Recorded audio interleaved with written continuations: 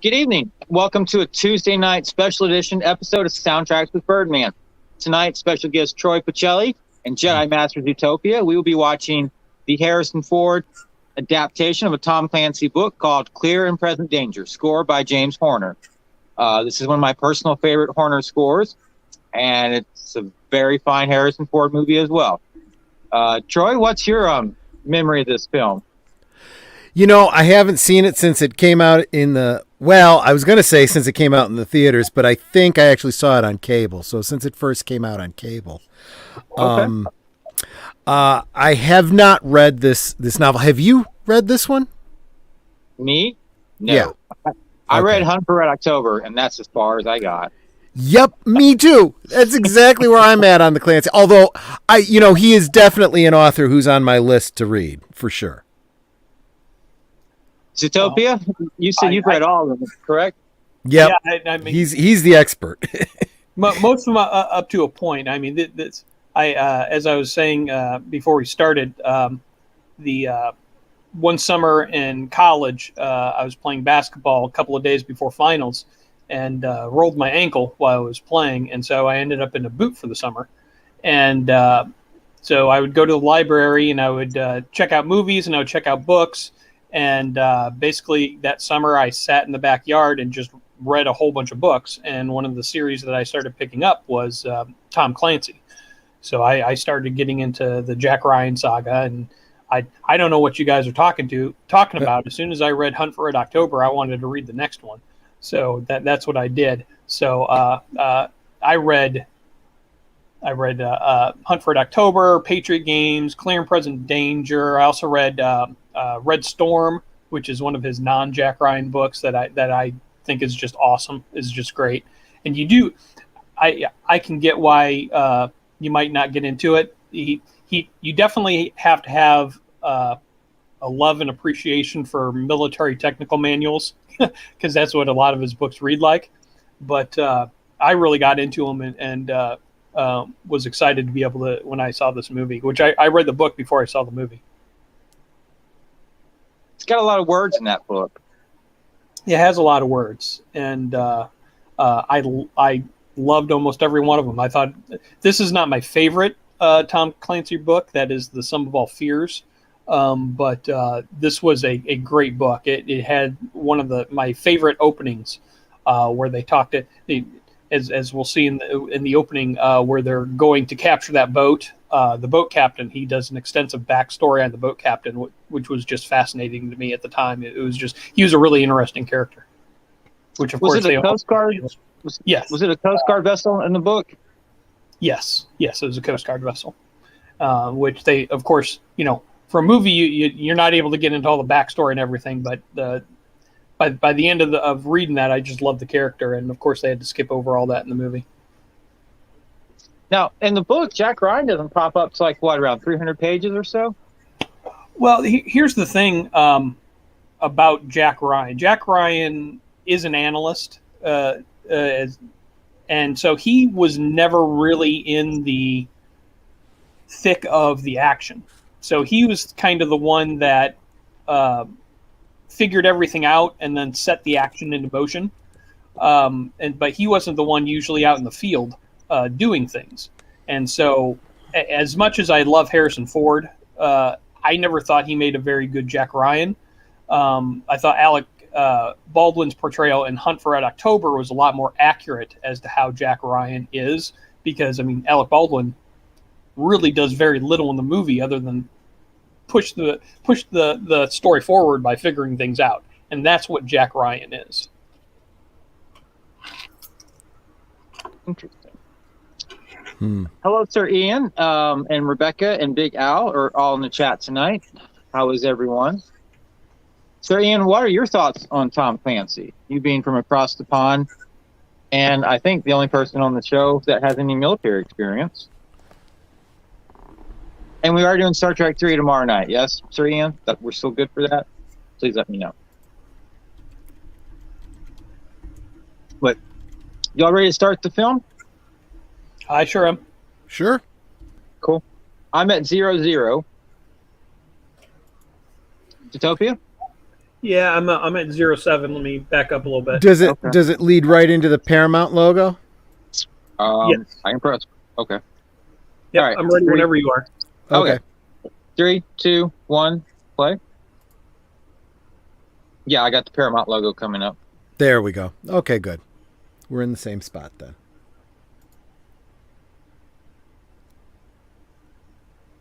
I do kind of like that original Paramount logo. Yeah.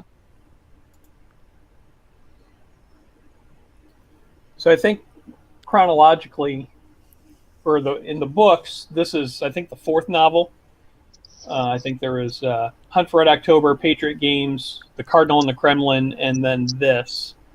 And then the Sum of All Fears came after it. But I think in movie-wise, this was the third movie. Yeah. Now, James Horner did this film score. He does a wonderful job. I think this is probably one of the more patriotic-sounding film scores that have been done.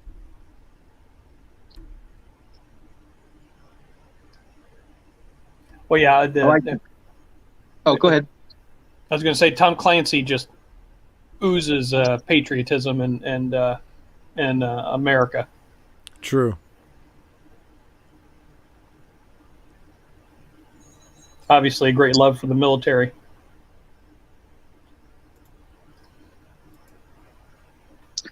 In the book, was the captain a guy or girl?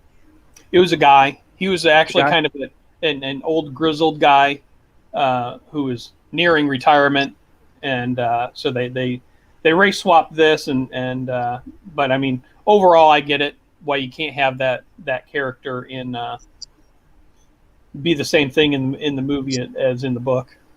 You just can't take the time to single out every character. But I highly encourage anybody to go out and read the books.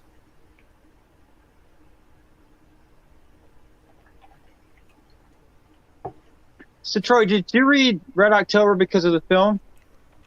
Yeah, I'm afraid I did. That's true. And I'll be honest with you, I had a couple people, in my life, kind of like Zootopia, who were really fired up about the author, saying, "Look, I know you'd really like this author." So I did get a chance to read that one. Saw, the big differences between the book and the movie, and I was like, I see where the movies would be good. I see where the books would be good, as long as I keep them separate. It's just, sometimes you get a long reading list, and I just haven't gotten around to it. I think my best friend has read all of these books. Yeah, you definitely have to be prepared to go through a lot of jargon, a lot of acronyms, and things like that with Tom Clancy. But I just appreciated it, and I suppose at the time I had a lot of time on my hands, and was basically sitting in a lawn chair, drinking iced tea and reading books all day. I've heard a number of people that are casual fans try to compare, maybe not the books so much, but the movies to like an American James Bond, and I think that's a bit of a stretch. Personally, I think I see the similarities they're going for, but some major differences. The time frame, the scope of the stories. Just there's a lot. Mm-hmm. Yeah, Jack Ryan as a character is just he's not, he figures things out. He's not the man of action, right? And usually, suddenly when it comes down to it, he's not a coward, but he's just he's an analyst, and that's what he does. Is he prefers sitting behind a desk and figuring things out. So what you're saying is that when Tom Clancy writes a character, he writes the character in a realistic way, as opposed to, the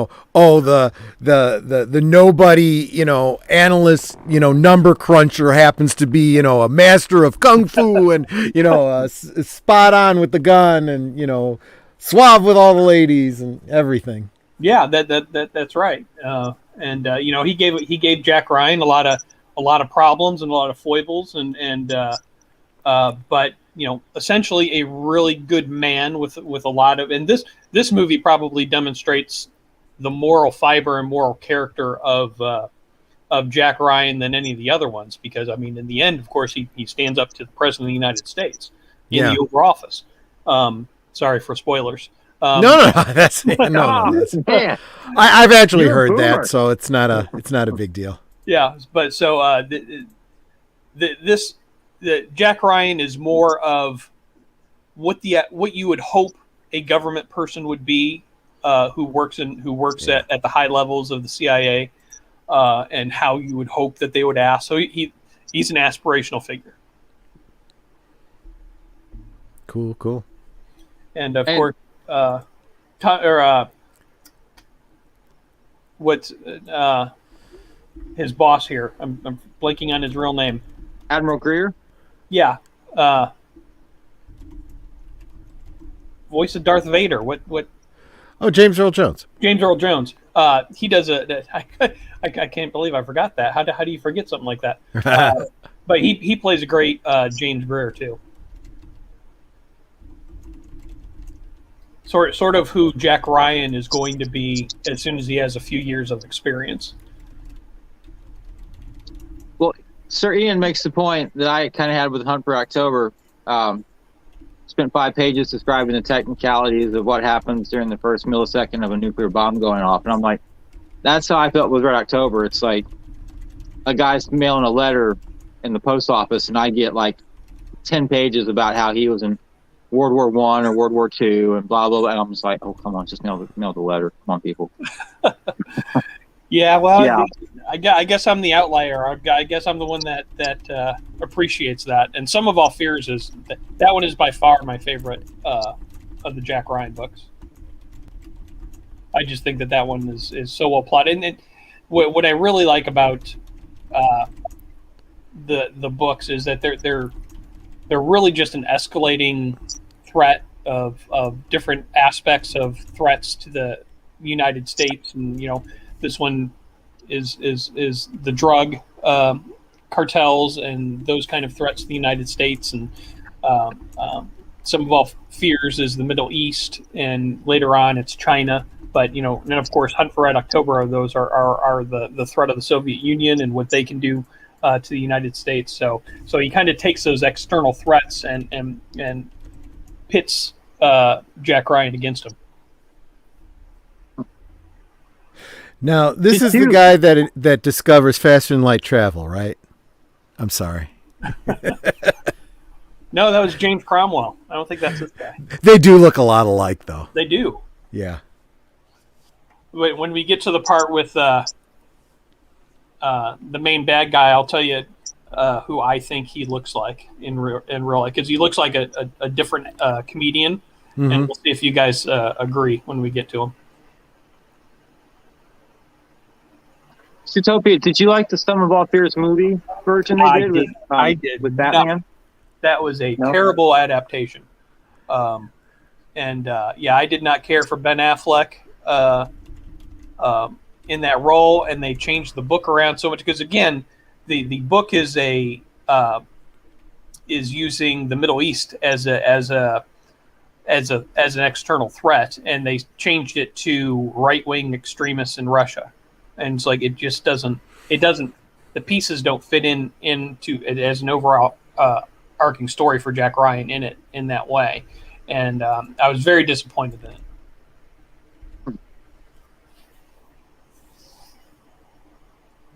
So what was that? What you guys didn't like about Hunt for October? Was just all the technical stuff, or?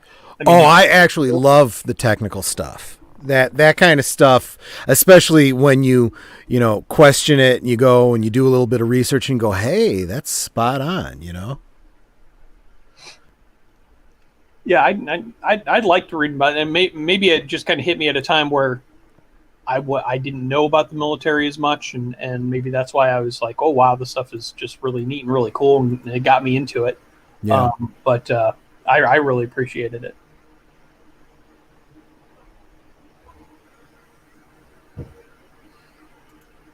So yeah, here we're coming up on the intelligence officer guy who's doing the spy work in the United States for the main cartel guy. So I would like to see who you guys think this guy who's just getting out of the car dressed in black.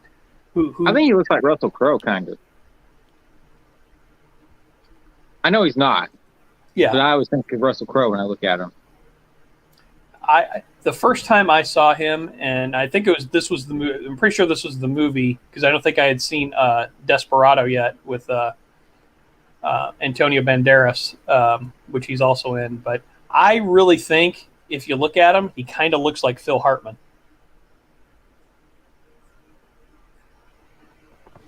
Do you guys see that at all, or am I just crazy? Yeah, I kind of can. I just always thought he kind of looked like a Latin Phil Hartman. I thought he was a Latin Jack Ryan. I think that's what they call him in the movie, but no, I think if you had him suddenly be the caveman lawyer, I think he'd look the same.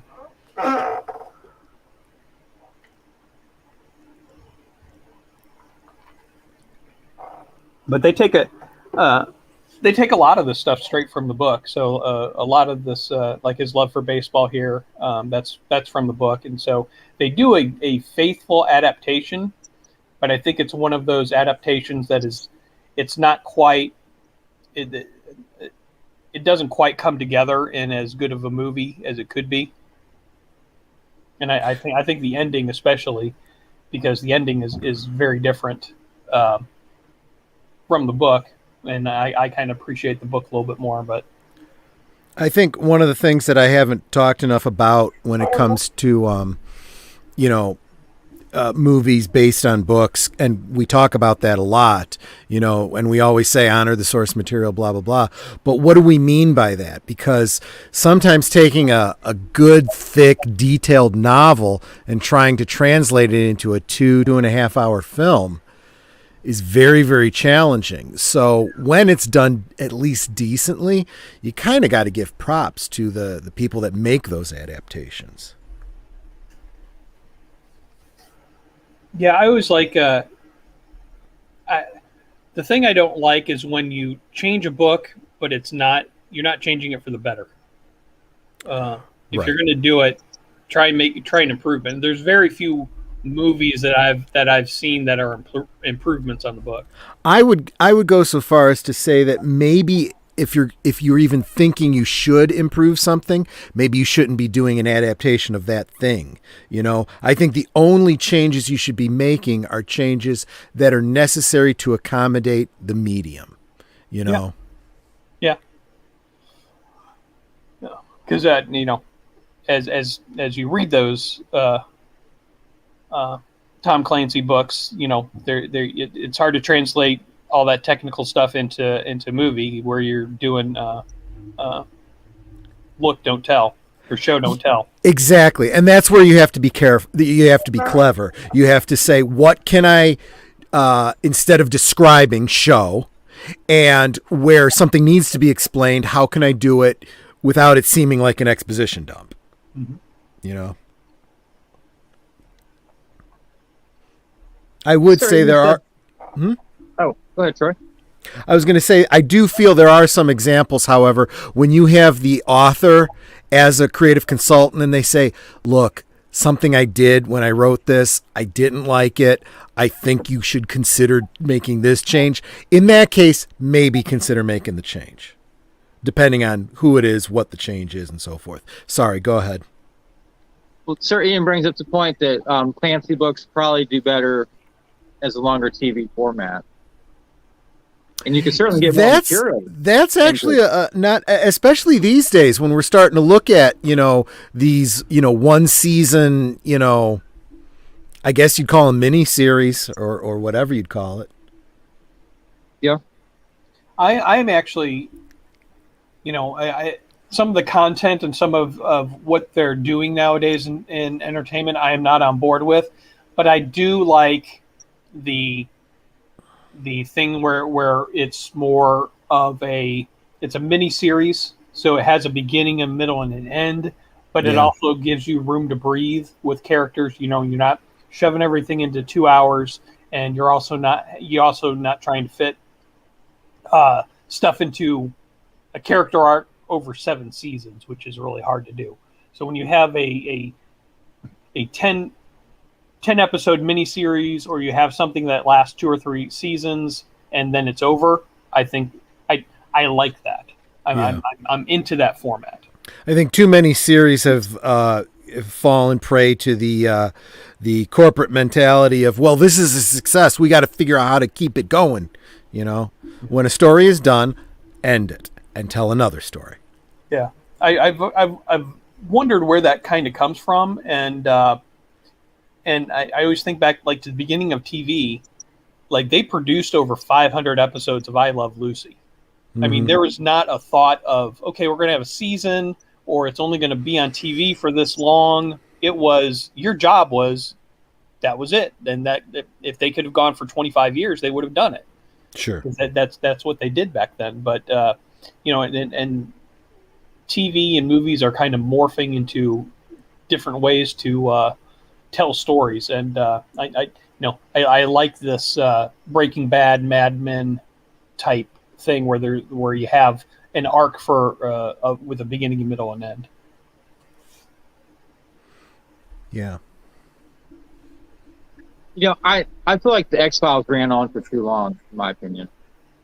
Yeah, I mean it's pretty obvious. Chris Carter had some sort of structure for the Alien storylines, but then when all of a sudden you're doing 11 seasons, eventually it's like, okay, Mulder, are you going to figure it out or not?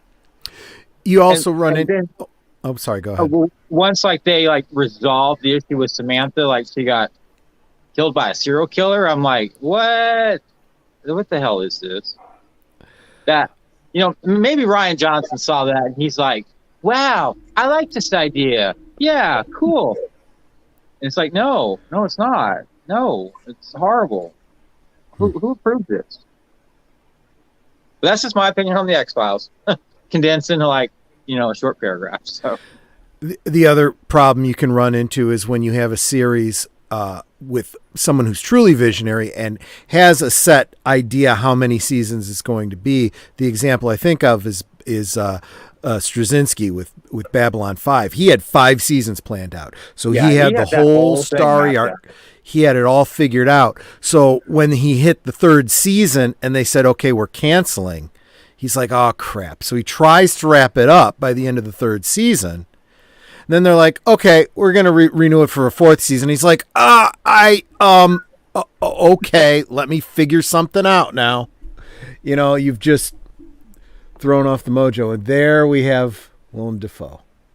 That very unique look of his. Yeah, I really like Willem Dafoe. He's just, whenever I see him on something, I'm like, I want to find out more about him. And I thought he did a great Harry Osborn, not Harry Norman Osborn. Yes, right. He did. Who they killed off way too soon. Why do you kill the Green Goblin in the first movie? Hello, people. Rumor is they're bringing him back in the next movie, though. Well, they had his laugh in the trailer. Yeah.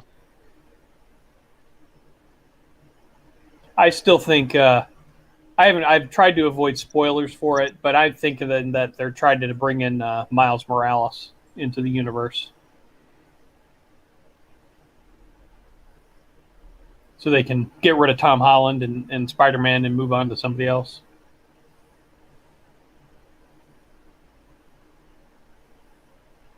Well, we'll see how Venom does. Yeah, I guess they're going ahead with that. I don't know how in the world you look at Shang-Chi, even with that box office, and be like, I'm going to open up my movie next. Maybe the pathway is through superhero movies, and that's how you're going to get them back. But I'm betting that next week's box office total for that Shang-Chi is going to go way down.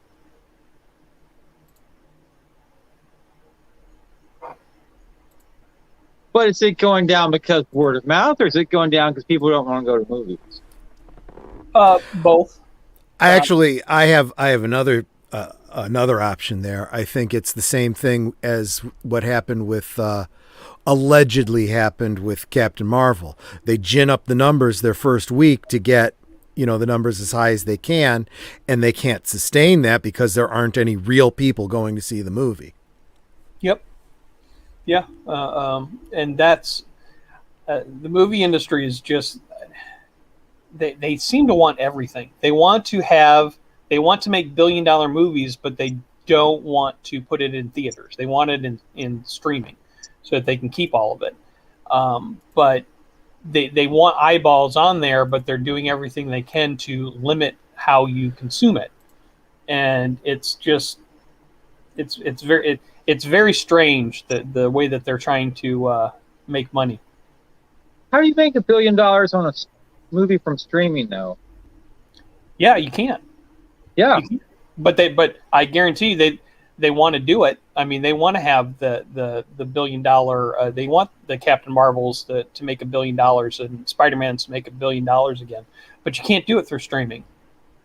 And but they want to do it that way because they keep 100% of that revenue. So why wouldn't you? But they still need theaters, but they also want to dictate to the theaters how much money that they make out of it. And theaters are not going to be that accommodating to you. I don't know. Troy, you've probably been watching this closer than anybody on here. Yeah, I got to rewatch it, but there was a video that Latino Slant had up earlier today where one of his co-hosts was talking about it, and he was breaking down the numbers, and he was saying, yeah, the drop-off just from the Thursday, the opening day, to Monday was so stark. It was like, it was like multiple weeks in for your average film. So he said it'll be real interesting to see what happens second week.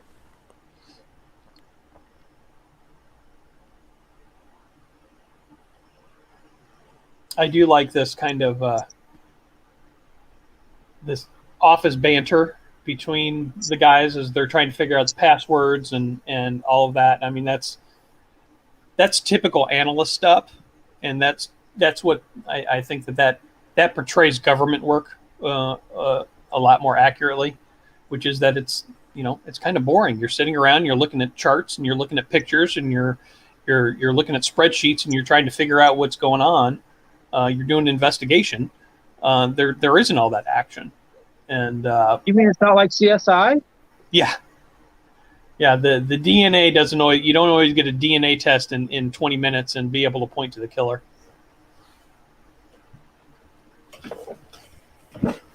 So, whose password is their birthday or their wife's birthday? Not me. No. Okay. Well, I think we've also. When was this movie? This got to be 94, 95. Yeah. So this is probably not as many people had passwords back then for their protected stuff. Not as many computers out there. When did you guys have your first computer? I still don't have a computer. It depends on what kind of computer you're talking about. If you're talking about like just a simple word processor, play simple games, a Commodore 64 back when I was in high school, like in the 80s. But I guess it wasn't until about 92, 93 I got my first 386. Yeah. Yeah, I had a second-hand Commodore 64 from some cousins who went off to college and then moved on to their real computer. So my brother and I, we were we got the hand-me-down Commodore 64 with a, of course, they had a whole bunch of floppy disk video games on there. So we spent a lot of time playing that. H. Boomer says his password is password. He thinks it's pretty clever. He's a smart probably aleck. need to add some numbers or some symbols to that to make it a bit more complicated to figure out. No, it sounds like Aged Boomer's right on track. Where do you bank, by the way, Aged Boomer? Well, What's the last four of your social security? What was it? Was it 3784? Was that what it was? Did you have a dog growing up? What was the dog's name? Yeah.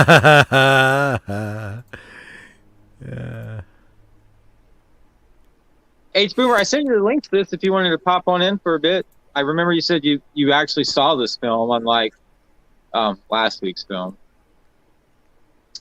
And Sir Ian said the first time he saw this film, he was incredibly drunk and had no idea what was going on. Well, and I like this scene with Jack Ryan briefing the president. One of the things that that happens with a president or with a governor or anybody who's in charge of a CEO of anything is you want to avoid groupthink. And this is clearly, everybody, the president obviously is mad and upset about his friend dying and wanting to punish those. But Jack Ryan's the only one who stands up and says, yeah, it's probably not a good idea.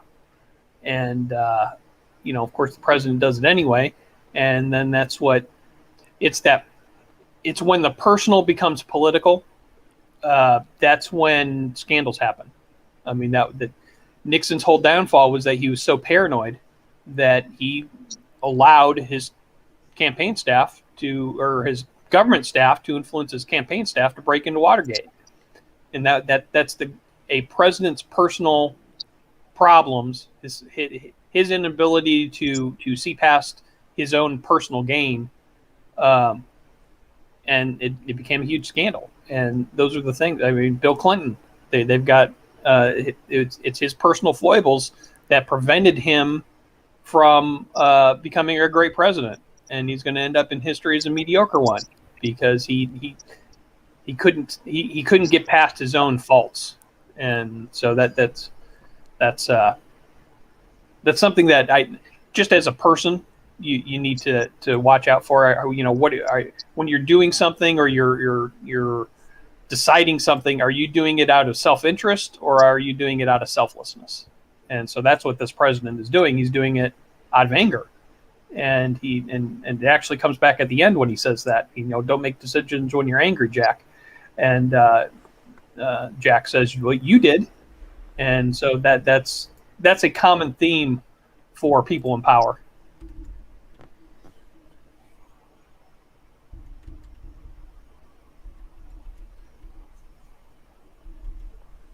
And actually, I don't know if Aged Boomer ever plays any of the Rainbow Six games. I know he's into the video games, but they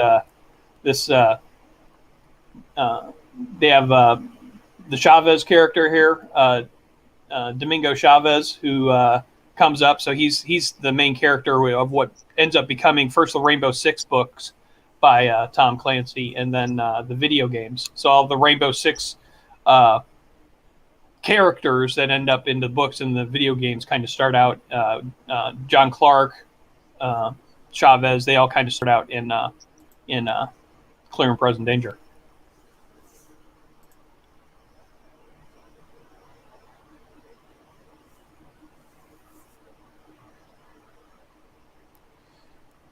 Which, if you guys have been able to get through this book, you would have found him to be a very fascinating character also. Tell us more about his backstory, because I can guarantee you I will never read this book. See, now I knew when I was saying that I was getting myself into it, because it's been a long time since I've read the book. And so I don't remember a lot of it, but it's mostly that he brought himself up, grew up poor and brought himself up and joined the army, the military, in order to make himself better, and that he basically had to fight and scrap for everything that he's ever had, and he becomes the elite of the elite, and that's what John Clark sees, and ends up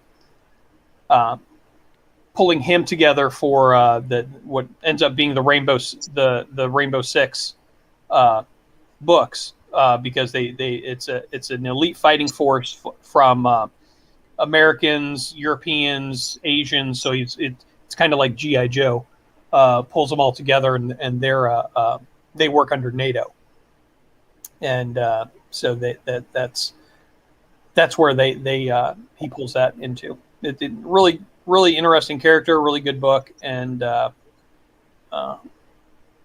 yeah, if should you ever have the time and to read them, I highly encourage that.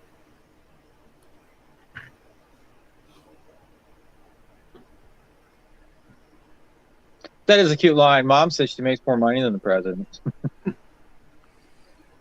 I would imagine so. She's a eye surgeon.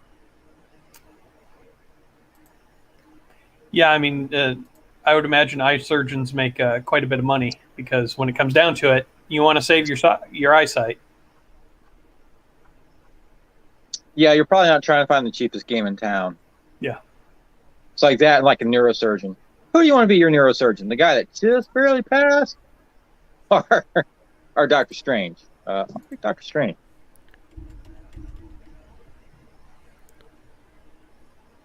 But it's just this book has a lot of practical politics in it, I would say, with the senators, trying to get forced commitments from Jack and the CIA when, there are forces beyond Jack that are working in order to counter, to not follow what Jack says. But Jack is the one who's hung out to dry. I mean, Jack is committing himself to things that he doesn't know about because other people are hiding it from him. And when you don't have that kind of transparency in your government, in which people don't talk to each other, that's how you get this stuff. And it's one of the hardest things, not just in government, but really any kind of organization, to have. Does everybody have the information that they need in order to do their job? And that is always that's a fight that any organization has to go through.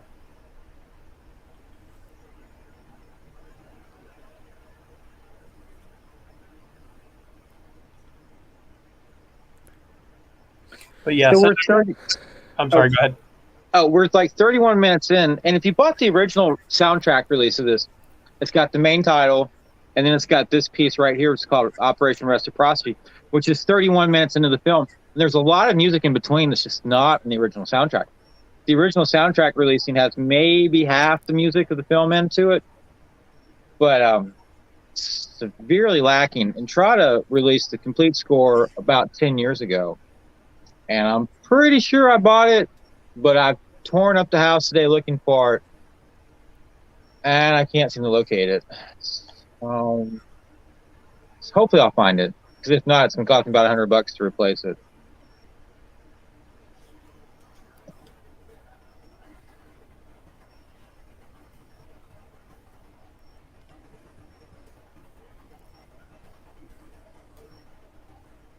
And if you listen, you can hear the panpipes in the background, which James Horner is quite the fan of using panpipes.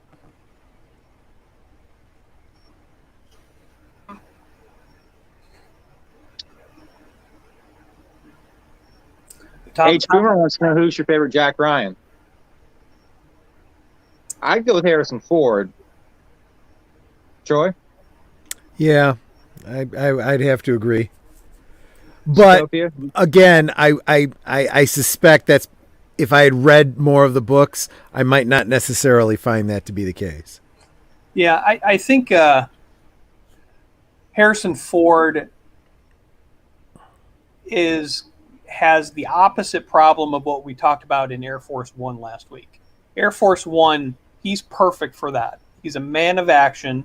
He is willing to take those kind of risks and go out on a limb and do things on the spur of the moment. I mean, he gives that speech, and then when the plane is taken over, he's willing to, on the spur of the moment, not get in the pod and do that. That is not who Jack Ryan is. Jack Ryan is thoughtful, contemplative. He looks at all of the data, and he comes up, he figures it out, he pieces it together, and then comes up with a plan. So really, Harrison Ford is playing two completely opposite characters. And I don't think, when I look at Harrison Ford, I think of the more man of action. And so he's not my favorite Jack Ryan, although he does do a good job in Patriot games. But again, I think that Jack Ryan needs to be younger, and he needs to be not quite as experienced, and he needs to be not a coward, but he's cautious about getting himself into. I mean, he kind of recognizes, I'm not that guy.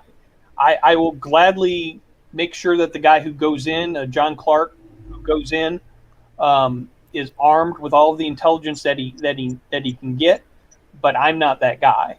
And that's where this film kind of loses me at the end, is when they kind of shoehorn him into being the guy who suddenly goes down to Central America. That's not quite who Jack Ryan is. But I'll tell you who an underrated movie is the one with Chris Pine. I really like that movie, and I think Chris Pine does a really good job of playing Jack Ryan. I would like to see the TV series. I haven't seen the TV series yet with John Krasinski, but Chris Pine may be my favorite Jack Ryan. But Alec Baldwin is really good too. I find it interesting that you mentioned Chris Pine. I wonder if he is getting tired of being the replacement casting for roles that other people have made famous. Yeah, well, I mean, he keeps getting offered them and makes a ton of money doing them. I don't know that I'd gladly do those movies for half of whatever they gave him. I mean, if he's smart enough to think that way, I think you're right. But I think a lot of these Hollywood types are too egotistical. They want, it's me. I am this, icon or whatever. Well, as much as I put down Star Wars, if Kathleen Kennedy wanted to make me a Jedi Knight, I think I'd sign up. Yeah, Although, Indiana Jones, I would definitely be Indiana Jones. I get that. Sir Ian says the TV show is more graphic and violent than the films ever were. Oh, wow. Wow. Did you like it, Sir Ian? Is the TV show good? I haven't seen it. Is it on Amazon? Either Amazon or Apple. Do you have to have an Apple to get Apple? I don't think so. If that's the way they set it up, this is probably a bad idea. Boomer would be the person to ask that question to. Does Boomer like apples? That's what he uses. I mean, and then he's always complaining about what's wrong with them, and I'm like, yeah, well, you wouldn't have that problem with. So not only is he a boomer, but he's also a hipster. Yeah, he's a boomer hipster. What a combination. Well, when I think of boomers, I do think of hippies. Yeah, I can see that. Yep. It is on Amazon, thank you, Sir Ian, and he says it is good, but it's only in 2 episodes. Yeah, I am lucky that I have 3 streaming services. I only pay for one. The other 2, I get Disney Plus through my phone, and then I get HBO Plus through my cable, and so then I have Netflix, and Netflix is the only one that I pay for. Yeah, Netter signed us up for Philo, which gets us the equivalent of basic cable for $20, and we can stream it anywhere. That's all we got, because I'm like, I don't want anything else, and I do want to cut the cable, and so we cut the cable. Yeah, I don't blame you. I mean, I am almost entirely off of network television. I mean, when I come home and I'm going to watch something, I'm watching YouTube. Yeah, and I'm watching you guys and the other shows that I like, and I also like being able to watch something for 20 minutes and then move on to something else. I don't have to invest something in something for a season. I follow personalities more than I do shows. Right. Yep, I hear you.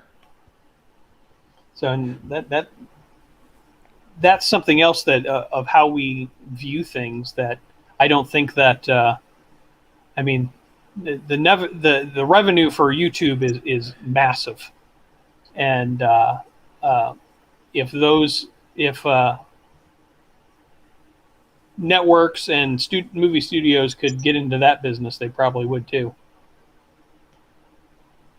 Well, most of them have been wise enough to at least make their network content available on their own, web pages. Yeah. But everything that the studios and networks are trying to do is to cut out basically paying actors. They're trying to use actors as hired hands who get paid one paycheck for whatever series or thing and then move on. I mean, that's the whole crux of Scarlett Johansson's lawsuit which is that she deserves money for whatever bump in revenue for streaming she has, or that she's losing money because Disney Plus isn't selling that and they're into syndication, and so she's not going to get that extra money coming in for her career. So and she's right. Yeah. I mean that's what Netflix and all of these studios are doing, is that they're paying a lot up front and then not paying them anything.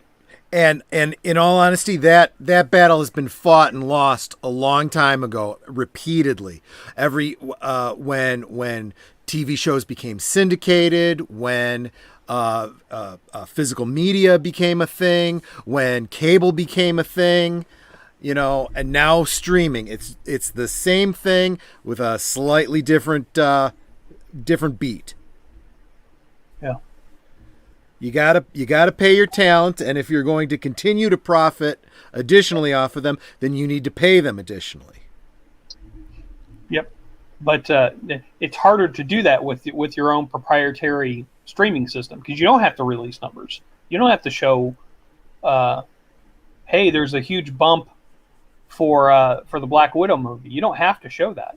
So at the time of this recording, yes. Remember. There was a time when before there was a rating system, and before you had to. But when commercial backers started saying, before we are going to decide how much we're going to give you for commercial hours, we want to know how many people we're going to be reaching, and then legalities get into it. The same thing I think is going to happen here too. Yeah, and I'm not. I think a lot of people think that maybe Scarlett Johansson shouldn't win her lawsuit. I'm not entirely convinced, because as much as I don't like Kathleen Kennedy, as much as I don't like the direction that Kevin Feige are going in, mm-hmm. I don't think the Bob Chapeks are going to take care of the creative side either. I mean, they're going to go into the more formulaic movies that they think are going to make them a lot of money and not take risks or chances. But as far as the day and date concept goes, I think that Chapek is in 100% agreement with ScarJo. But at the same time, he wants to win this lawsuit against her to not pay out to her. So he's going to use the Shang-Chi numbers and say, see, Marvel isn't doing as well as it did. So, but he's walking a weird tightrope there, because he wants to look good to the investors, but he wants to look bad in court. You know? Yeah. Yeah. That's exactly it on the head. He wants to make all the money, but he doesn't want to share it. And, and that's just business. Yeah.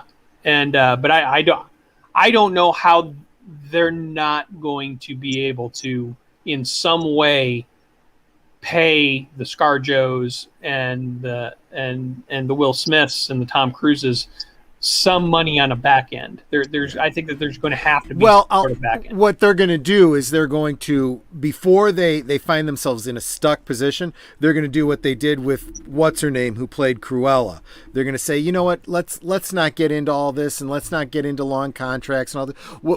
We'll give you a sequel, and we'll give you a bunch of millions. Will that make you happy? Okay, Yeah. But the equivalent of a backroom deal, really. Yeah, and that is good for those at that level, but the working actors who may be a secondary character in a show, that's a pretty big loss of steady income over the years. I mean, a lot of those actors on Seinfeld and Friends and things, I mean, those secondary actors made money off of the syndication when they do that. And also in return, then those actors, agents and lawyers and there are a lot of other people who made money off of that are suddenly going to find themselves cut out. So that's true, but you're also talking about when the market was very, very different and everything was making a lot more money. Now that everybody has to tighten the belt, it's the basic idea of the free market system, right? As much as the market will bear. And since there is less money to go around, there's a smaller pie and you're going to get a smaller piece of it. If you want to continue working in it, now instead of getting this much in residuals, you're going to get this much in residuals, Yeah, and that is, there's really going to have to be, because here's also, they don't want to pay the actors, but they want to use the actor's name and likeness in order to sell their things. Mm-hmm. So you have to be able to build up an actor in order to make them popular. But by also doing that, then you also in the end have to pay them, and they don't want to do that. Which, I think what you're going to see is this, and if you read between the lines with what Chapek is saying, I don't want to do long-term contracts. What he's basically saying is, I want the current generation of high-dollar actors to go away. Yeah. I want to start raising up the next generation for a much lower cost. Yep. Yeah, I mean, the people who may be the most upset about the cost-cutting future are directors, because they are, the Christopher Nolans are used to getting $250-300 million for a film, and then doing almost whatever they want. But at the same time, I would say to them, if you are as good as you believe yourself to be, and you want to do whatever you want to do, time to start making independent films. Yeah. Yeah. But they'd want that. There's comfort and security in McGee and Ryan Johnson. I mean, they're all set for life. The big dollars always come with risk. Security always comes with less money. Yep. And that's just business. Yeah.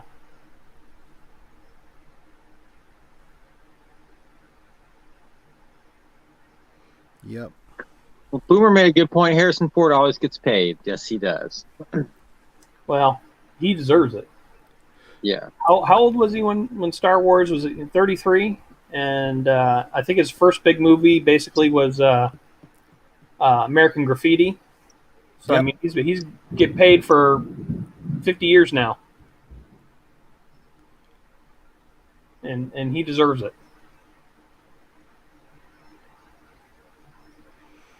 Yeah, but he's definitely at the end of that generation. He is. I think Indiana Jones was his, okay, time to retire. Yeah, you're probably right. Especially with what he's gone through on this one. I think there's got to have been a time, whether he said it out loud or not, where he had to have said, I'm getting too old for this shit. Yeah. 80 years old. I mean, he can't do this forever. I saw some pictures recently of Patrick Stewart, and man, is that guy looking old. Yeah. I mean, you thought he was looking old during Picard season 1. He's looking old now. It's funny you mentioned Harrison Ford, because I watched the interview he gave when this movie came out, doing a press junket. Mm-hmm. And the guy interviewing him asked him about, are you going to do an Indiana Jones 4? And he said, this was back in 94. He said, well, it was 5 years between the second one and the third one, and we're working on a script, and we can get one that George, Steven, and I all agree on, we're going to do it. But we got to get the script, and we're working on it. He said that in 94, and it was 2008 before Crystal Skull came out. Well, I would have preferred if they had waited another 5 years beyond 2008 to get that right. Yeah, well, I blame George on that more than anything else. Yeah, he just fixated on this tale of in the nuclear age, and it's just moved away from what the Indiana Jones movies were more about. Yeah. And so I think he just kind of fixated it, and I think the other two were kind of trying to wait him out, but I actually don't really have a problem with the idea of evolving it into the 50s and going with, the 50s sci-fi-ish thing and making the Russians the bad guys. I just don't think Aliens was the way to go on it. Yeah.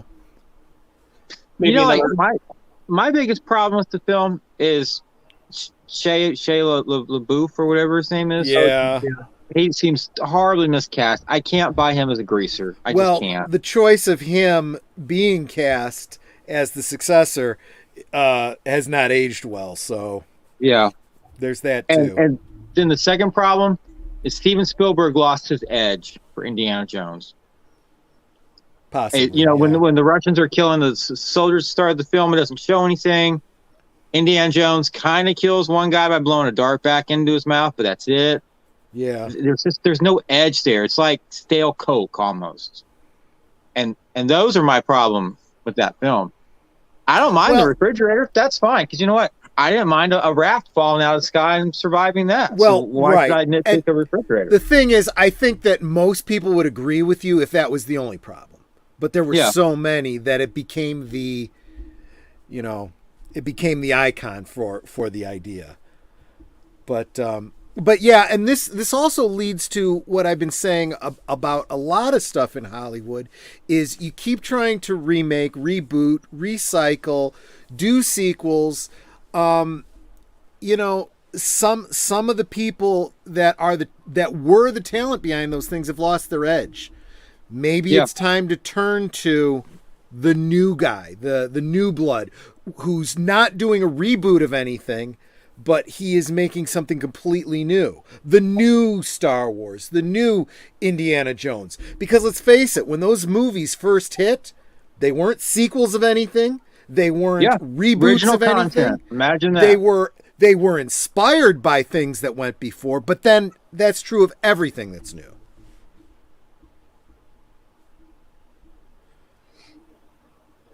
Yeah, at some point, it's very hard to build a brand name. Yeah. And when you are a chief executive who has a board that you have to answer to as to how much money you've made on your movies in the last quarter, it's very easy to say to dust off another Robin Hood and say, people know this, and this is going to be guaranteed to open up at 80 million. So I'll produce this for 80 million and it'll definitely make money. And that does not inspire creativity, as you say. Sir Ian, tomato. I mean, come on.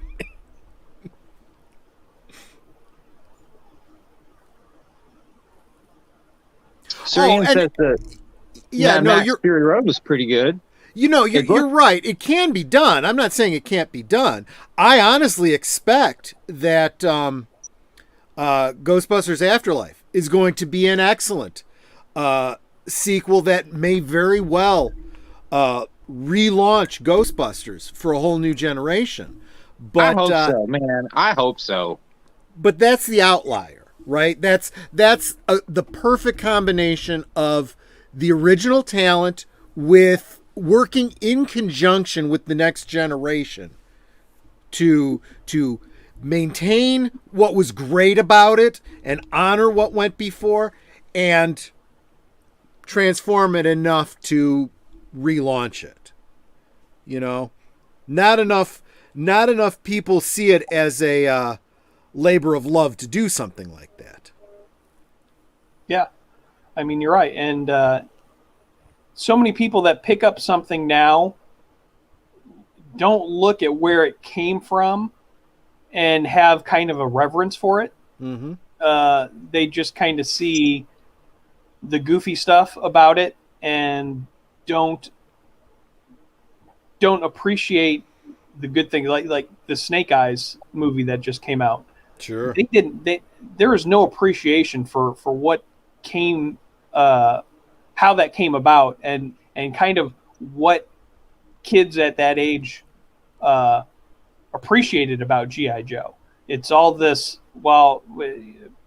almost a parody of what it is.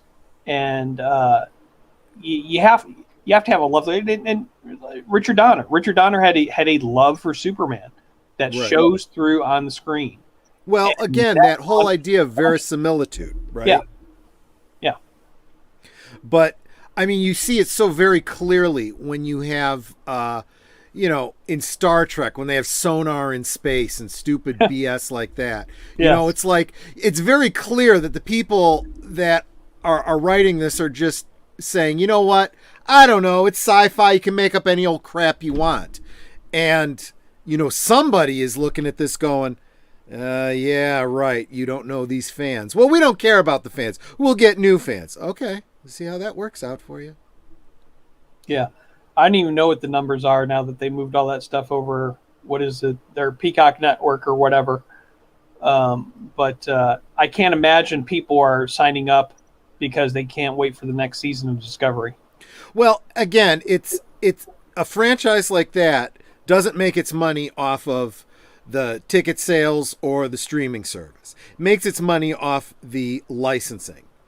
And there's been no licensing for this new Trek. Okay, that's why the Playmates deal is so interesting, because it was a licensing deal for all of Star Trek. They licensed to make original series, next gen, everything, including the new stuff. You'll see what sells. Sir Ian brings up a good point. This is like great James Horner action cue, and I was actually going to bring that up. It's like about a 10-minute piece, continuous editing and score. And if you remove the score, what we're seeing right now doesn't really have much drama to it. They're just riding in a car, right? But you add in the pan flutes and you add in the bass lines and everything, and it's going to build the tension slowly, so it just cascades and ruptures, and with the bazooka missile that's coming up here in a couple of seconds.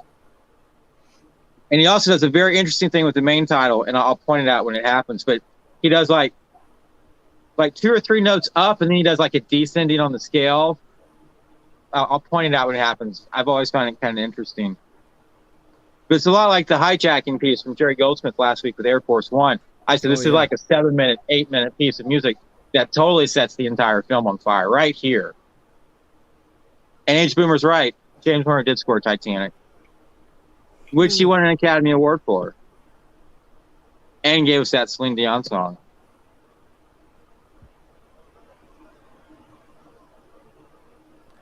That is a good musical piece, but so overplayed. It does the piece no justice.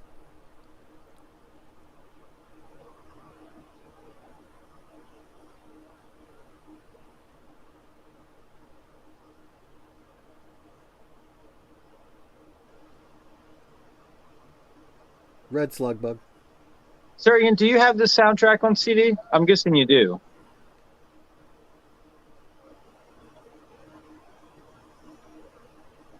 I thought I had it. Here's Horner's ratcheting up the tension again with the score. And it's about to bust through.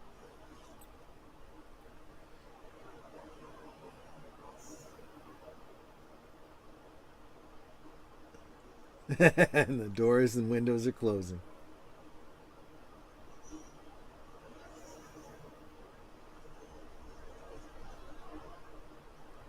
And that look on his face just basically said, whoa, these guys don't F around.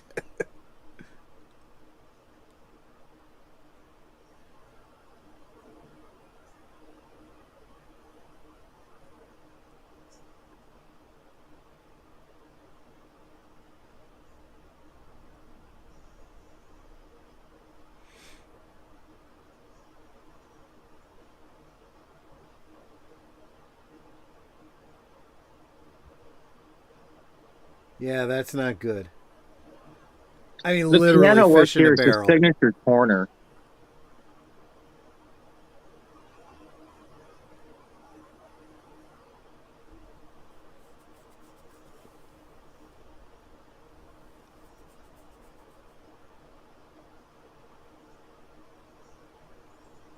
Wow. And this scene took 3 weeks to shoot, says Sir Ian. I could see it. This is like the high action mark of the film, I think. Yeah, I mean, it's a great action scene, and it's one of those that has the beginning, middle, and end that you look for. That is compelling.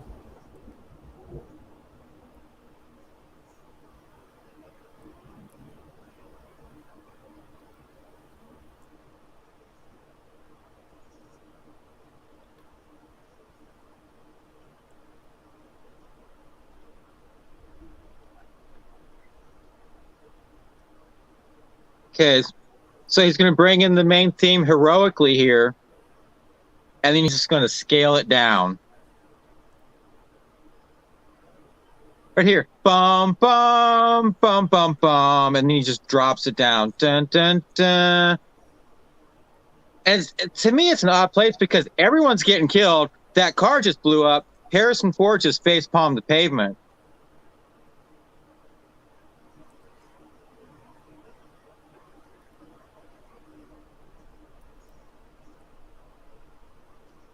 Yeah, and that kind of, this scene you can see kind of ties in with who Jack Ryan is. He's not. I mean, they lose this round. I mean, this is them losing, but Jack Ryan is able to save as many people as he can. He still loses his friend, but he's obviously in over his head. But he is a Marine, or I mean, he was. But once a Marine, always a Marine, right?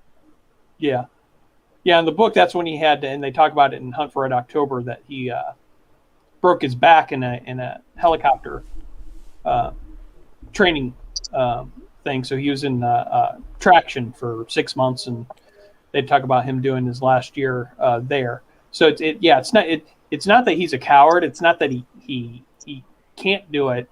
It's that all of his training is that he's an analyst and he figures things out.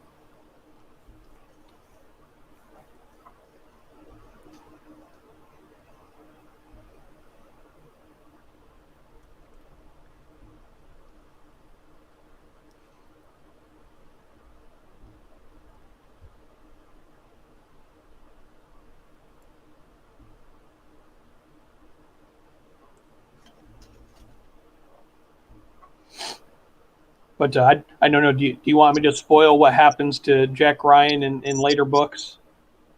Well, he becomes president, right? Yeah. So they actually do that TV show Designated Survivor. Yeah. Where the cabinet member. So that's kind of what happens with him. Is he's the new vice president. And a plane is flown into the Capitol while the president is there. And so that's how Jack Ryan becomes president.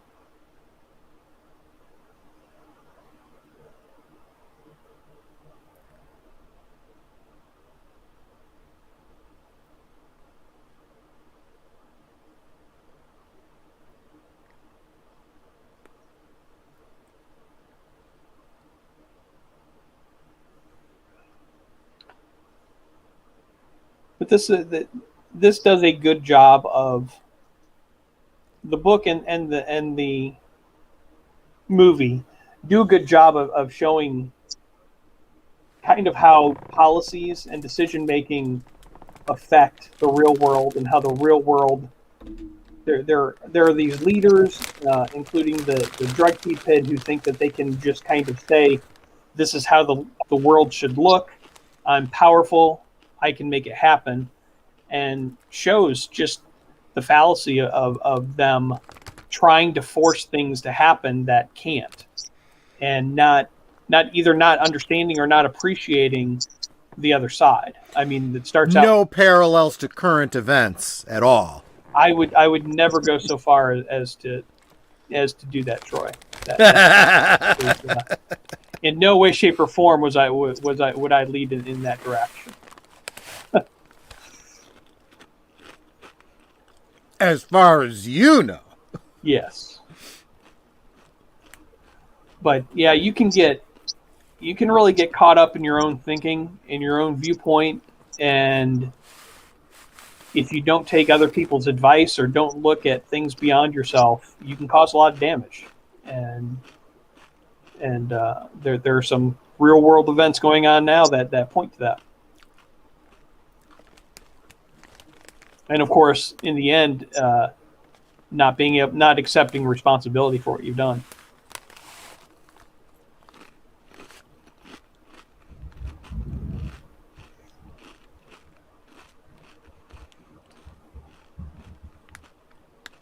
Yeah, this scene with where I guess we're not quite there yet, but where they blow up the meeting. There's a long technical explanation of the bomb that they use and why the U.S. military chose that. And I remember reading that and being fascinated by it. My guess that all of you would have probably been bored by it, but I doubt it. I probably would have been interested too. Yeah. I was going to ask though, do you know where this was filmed? These particular scenes, the mountains in the background and whatnot. Is that like Arizona or something? I was thinking they filmed a lot of this in Mexico. No, perhaps.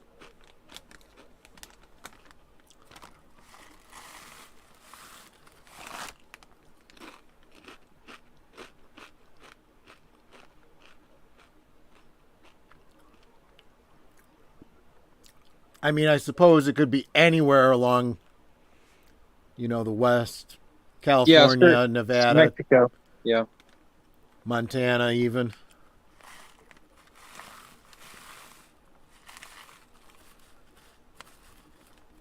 Has anyone here ever been to Mexico? Just curious. I never have. I've been to Mexico. Is that what you said? Not New Mexico. You said Mexico. Yeah, you've been to Mexico. Yeah. Did you like it? Yeah, I mean it was fun. It was in college. It was on spring break, and oh, it was that kind of trip. Okay. Yeah, so it was. I'm not going to say there was a lot of drinking involved, but there was a lot of drinking involved. I've never been to Mexico. The only Central American country that I've been to is Dominican Republic. That was an interesting adventure. I'll tell you about that some other time. I have been to Chile, and that was a lot of fun. I made some good chili last week. There you go. Hey guys, I don't see anybody looking at their watch during this scene. Huh. That's weird. That's, I don't know what your point is there, Birdman. There's no point. I just all these people look kind of somber. No one's like, like. Well, you also don't have any leaders that, have no idea where they are and are, like drooling on themselves. I wasn't going to go that far, but. Not that I'm drawing any correlations to the real world or anything.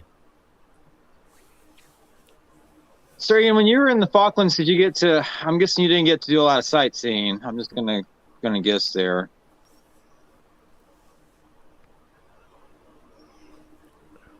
You weren't fighting in the Falklands to keep it for England, were you? That does seem to be the implication.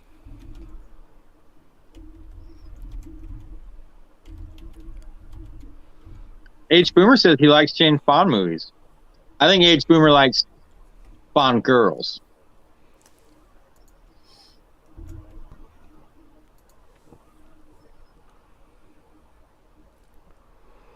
I think we all can appreciate a good Bond girl. Surian, was that in 82? I think that was the question that we were really getting at. I guess we were kind of dating him a little bit too old.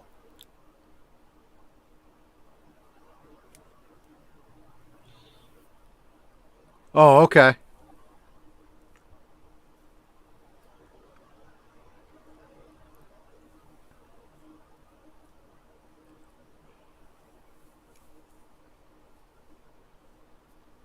No, I remember 82 being when I was really just starting to pay attention to worldwide political and social events. Well, if you want to talk about a real good world leader, I think you can put Margaret Thatcher up. Maggie Thatcher, yeah. One of my, if not my favorite leader, certainly. Margaret Thatcher and Ronald Reagan. You know, those two. And Pope John Paul II. We had all three at the same time. Good point. Good point. Yeah. Those are the three people most responsible for the fall of the Soviet Union and keeping us out of communism. Yep.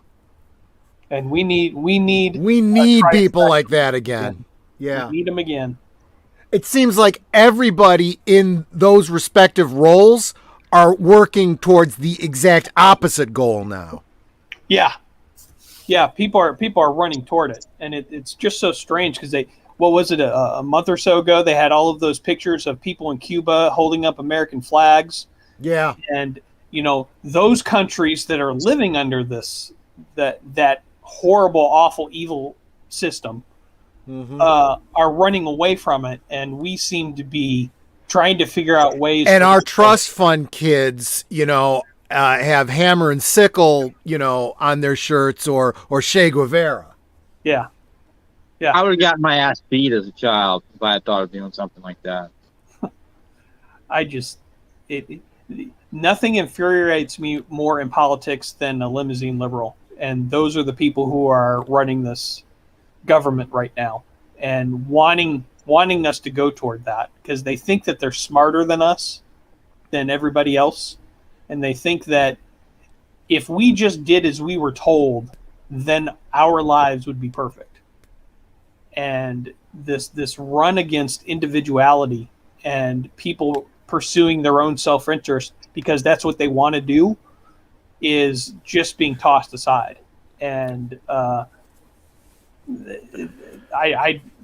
buzz saw that they're going to run into at some point when they start really trying to take away liberties is not going to be fun for them.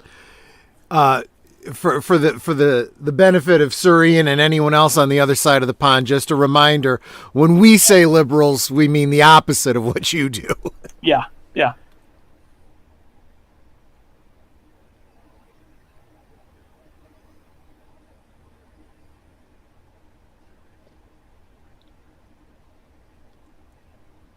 Yeah, when I think about having to listen to someone lecture me on climate change like Leonardo DiCaprio, who then spends months on end on a huge yacht, and he lectures me about my carbon footprint. Yeah. Wait. You don't spend months on a huge yacht every year? No, just a few weeks. Okay. I'm not rich like Leo to be able to do the months. Rules for thee and not for me. Exactly. I like this truck. Yeah, I would lower it a little bit though, but other than that, I like the truck. Yeah, that's out of the book. Is that because what they're in the book they're trying to fake it to make it seem like it is a assassination attempt by other drug lords on them, but they use this is where that the long pages of describing the cellulose bomb that they use in order to not have any metal fragments to indicate that it's a bomb, and so that's what the whole mission is down there is to try and guide this missile into them and to be able to use to guide this missile to blow up this meeting, and then that's where after that they end up giving up the Americans down there. The president does in the book. Yes, I read about that, Sir Ian. That they somebody didn't like her house, and so they offered to blow it up for her so that she could build a new house, something along those lines. So she was like, "Yeah, go and blow it up."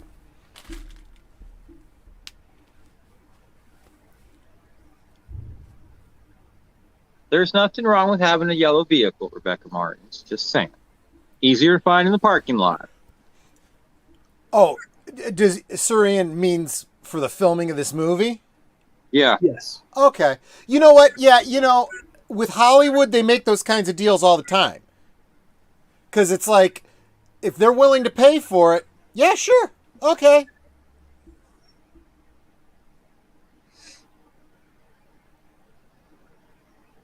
But yeah, this is where where in the book the American president messes up, because he allows them to blow it up even while knowing that there are women and children there. And so that would never happen in the real world. There's no analogy he know in the for book? that. Yeah, in the book he knows it and says, tells him to do it anyway. Yeah, no, that there's no correlation to modern real world events there. No.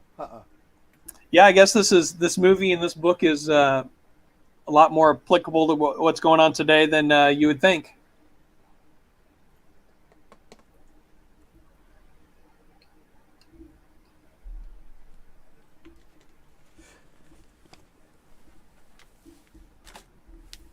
Nah, it's all fake news. No, I don't think you understand just what a great group of guys the Taliban is, Troy.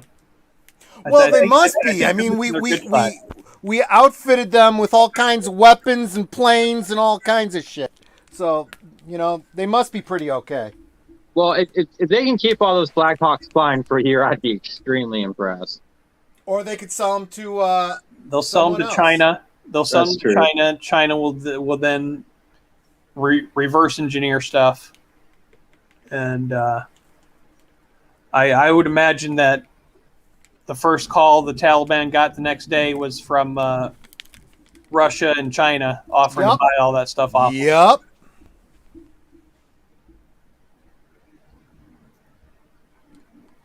Yep, and I'll tell you something else. This comes a week after that BS press conference where he's talking about gun control, and he's saying, you think you need weapons to protect yourself against the government. If you're going to protect yourself against us, you would need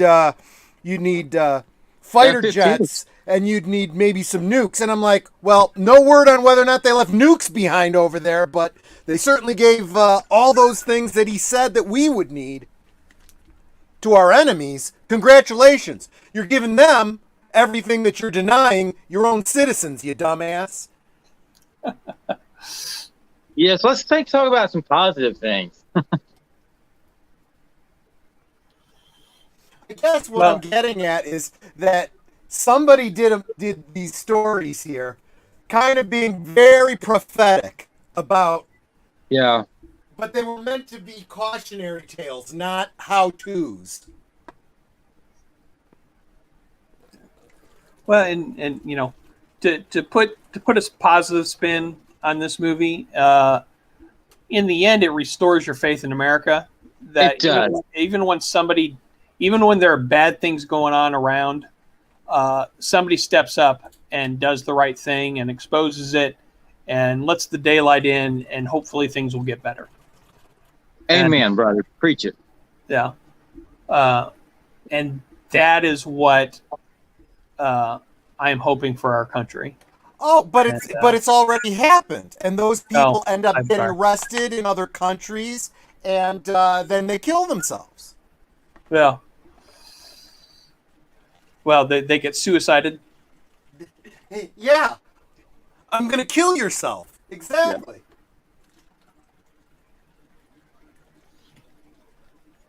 All right, so this piece of music is almost like a complete lift from Patriot Games. And it wouldn't really be the first time James Horner's kind of done that. But it does, musically, it does kind of keep it continuity-wise, I think, in the same Jack Ryan. I think that's fair. In a way, it's like a franchise where you do want the feel and sound to be related. Yeah. And, I don't remember. I should have looked it up, what the circumstances were as to why Harrison Ford didn't continue in this role, but if you're going to build a theme over several movies, I think it's okay to be able to borrow from the past ones. But like Hunt for October was Basil Padoris, and then Horner did Patriot Games, which was nothing like Hunt for October musically. And then he did Clear and Present Danger. And then Jerry Goldsmith did Some of All Fears, and that was a completely different score with completely different themes. Yeah. But you did get a new Jack Ryan each time, so it would have been interesting to see what Horner would have done with Some of All Fears if Harrison Ford had come back. Yeah, I think that if they had done that a couple of years after doing this one, it would have been a lot more consistent with the book, which I would have enjoyed that. I mean, they just really butchered that book in order to fit a certain narrative of right-wingers are bad, and really took out what I think what the theme of external threats to the United States that each book represented. They took that out. I also like the juxtaposition here of it's the intelligence officer who's working for the drug lords who are using the more technological way of looking up what happened versus Jack Ryan's looking through all the notebooks and everything in order to find it. I always found that a little bit interesting. Like the technologically savvy versus the teddy bears. Yeah. Sorry. But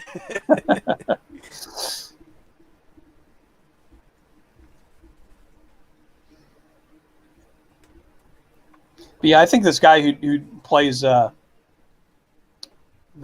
Cutter, the national security guy, I mean, he does a very good job of kind of bringing that character to life from the book.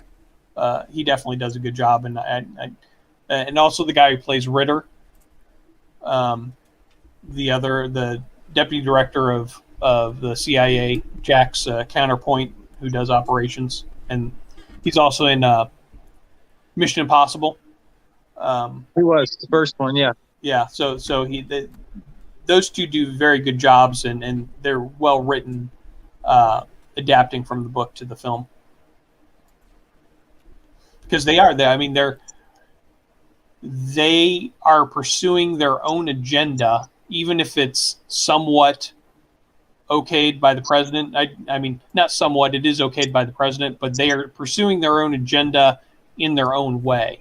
And almost every administration has those people, and smart presidents are, okay, you're out of here, go write your book about what a bad president I am, but you're not going to take over and do things. And they do a good job of kind of embodying that, of those people that are, I mean, whether it comes from the right or the left, there are people who, once they get into power, they're obsessed with how much power they have, and they want to play around with things. They want to try and play God. That happens quite a bit.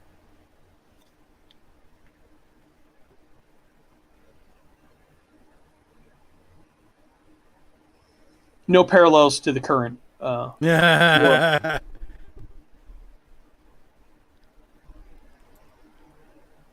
But it is kind of, I guess now that I think about it, this is them projecting American power, and I think the current administration in the real world is retracting American power. And nature abhors a vacuum. At some point, that's going to be filled by somebody. And I don't know who that is, but I'm betting that they're not going to have America's best interest at heart. And well, there's an argument to be made about, interventionism, nation building versus, just protecting our own interests, even to the extent of isolationism. Somewhere in the middle is probably where you want to be, as with most things. But can't even have that kind of discussion these days. I mean, I don't want to get too political here, but I would rather be the world's policeman, and people can hate you for it, but I would rather be known as like, hey man, if you start, genociding some people or starving some people out in Africa just because you want to be an asshole, and America comes in with some troops and some airplanes and like just sets it back to where it should be, like, no, you're not going to do this. You're not going to genocide an entire group of people. And then pull out. You got to go, you got to do it, and you got to pull out. But you got to do it all the way. And you got to pull out. I would rather do that. I feel like but unfortunately, I feel like we have so many people still operating under the post-World War I paradigm. Oh, we can't let World War II happen again. So when we kick the crap out of somebody, we've got to go in and nation build and make sure that they, don't come back, all World War II-y, But the fact is, no. We live in a very different era. We didn't have, the kinds of superpowers then that we have now. So we could absolutely fight a war in Afghanistan, blow the shit out of the country, and then say, now, you don't want us to come back. Leave us the hell alone. Yeah. Get our attention again. This will happen again. And I think Age Boomers had too much Snapple Peach Tea tonight because I think he's talking about his Dracula LP that he got. It would be too big for the CD player. Yeah. Chris P. in the house. How are you, sir? Good to see you. Hope you're doing well.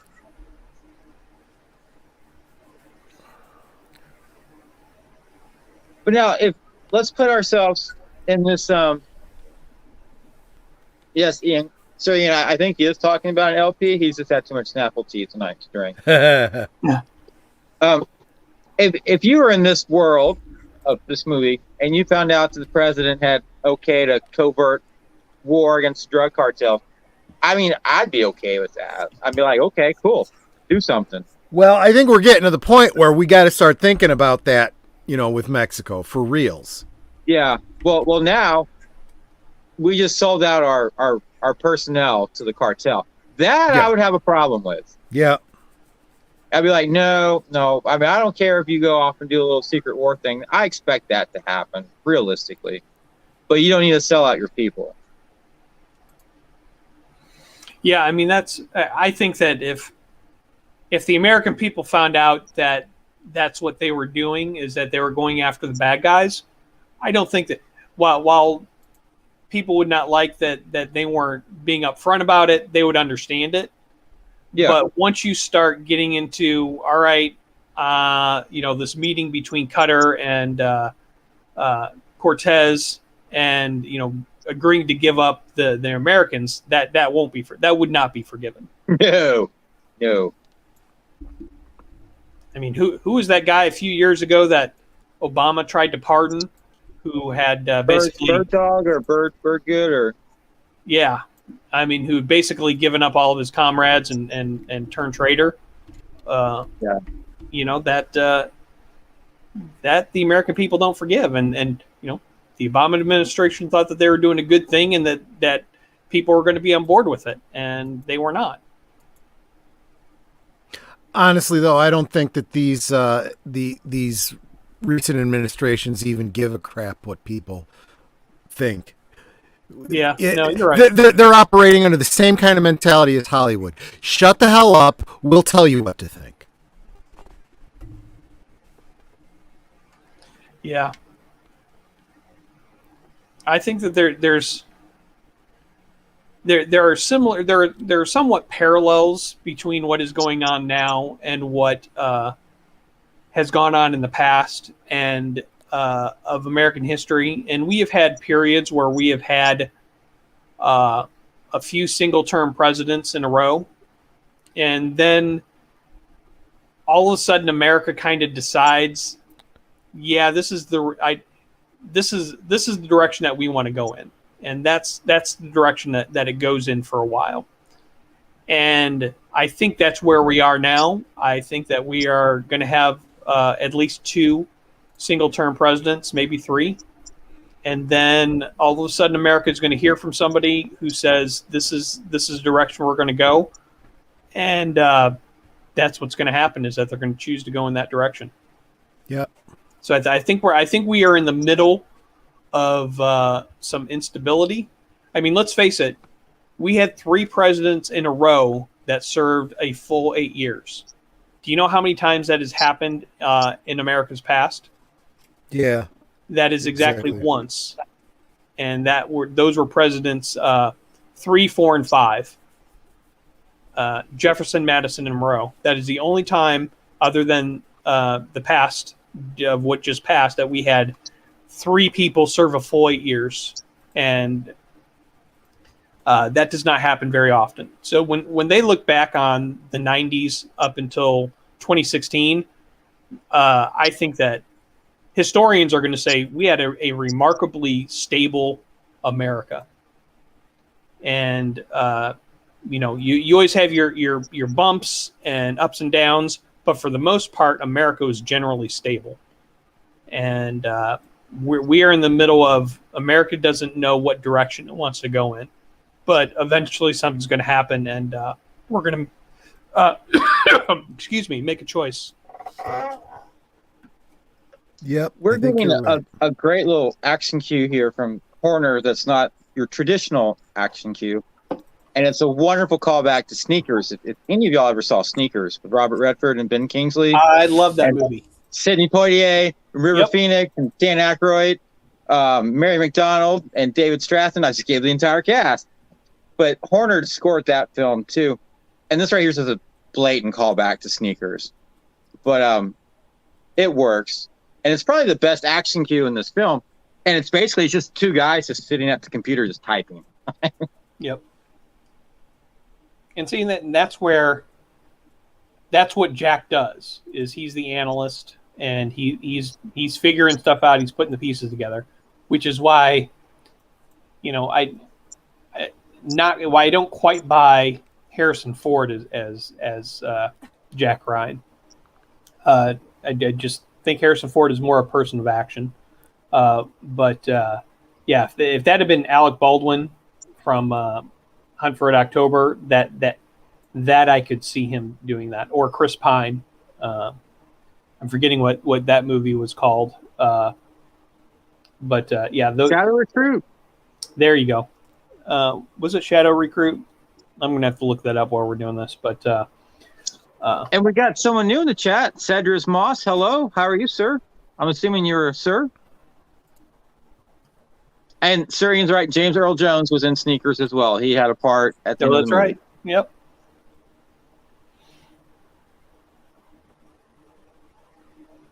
I like that movie. I remember going to see that in the theater and being surprised by it, and it being it was really good.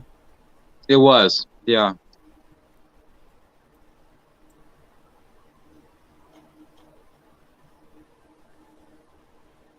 Yes, Sir Ian says I was right. Shadow Recruit. Jack Ryan. Shadow Recruit.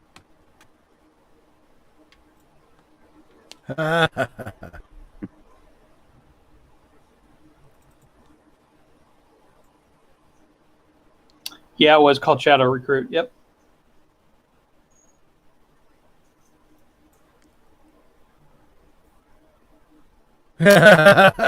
Amen.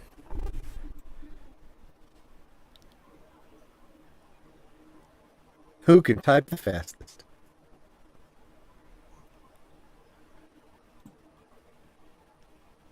Yeah, that's not how computers ever worked. Once you had it resident on your screen, you had it. These are special CIA computers, Troy. Just don't refresh. Yeah, print screen. It doesn't work that way. It never did.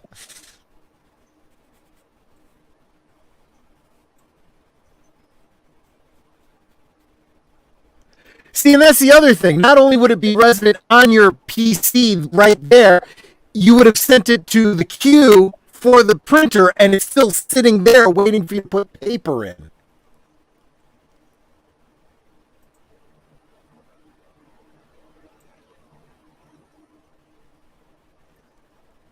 I would have just punched him in the face. Yeah.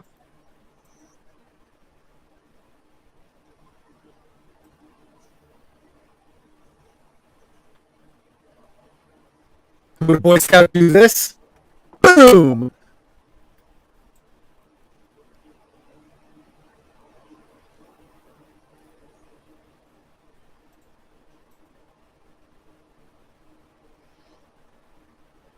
But he's absolutely right. I mean, He is. They're hanging him out to dry, and if you suddenly saw, you don't know who these people are, but all of a sudden you see two people being indicted for a scandal, and one of them says, "No, I'm the good guy," and the other one's the bad guy. You probably would look at him and say, "No, you're probably both bad guys,"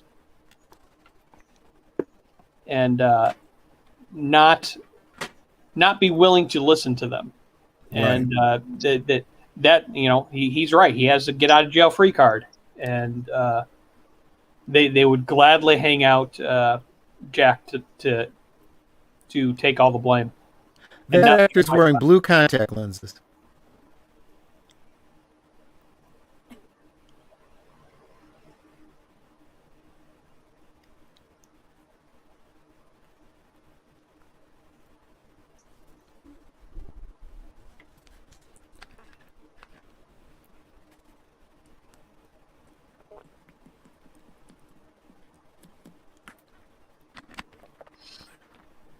Yep.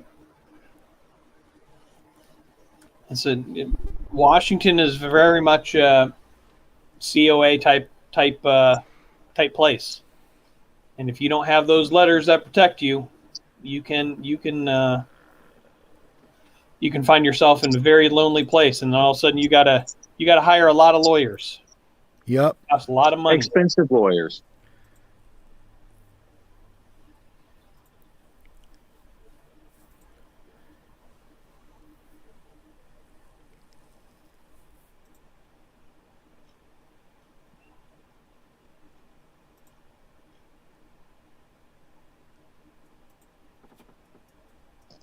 I do like their relationship on film. She's not in this movie for much, but I believe that they're actually a couple.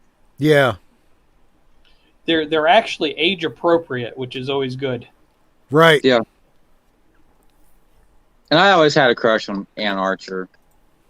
Yeah, I don't blame you. But they do seem like they're a married couple who have spent decades together.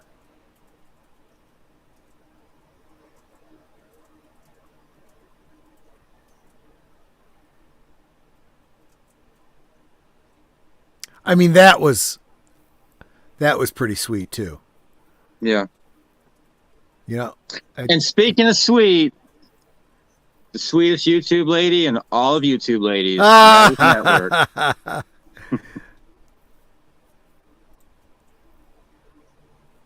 Nutter, it's always good to have you around.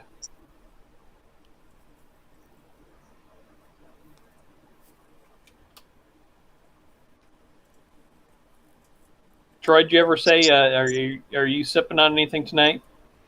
Oh, just the cherry pomegranate Crystal Light. Oh. It's a work night.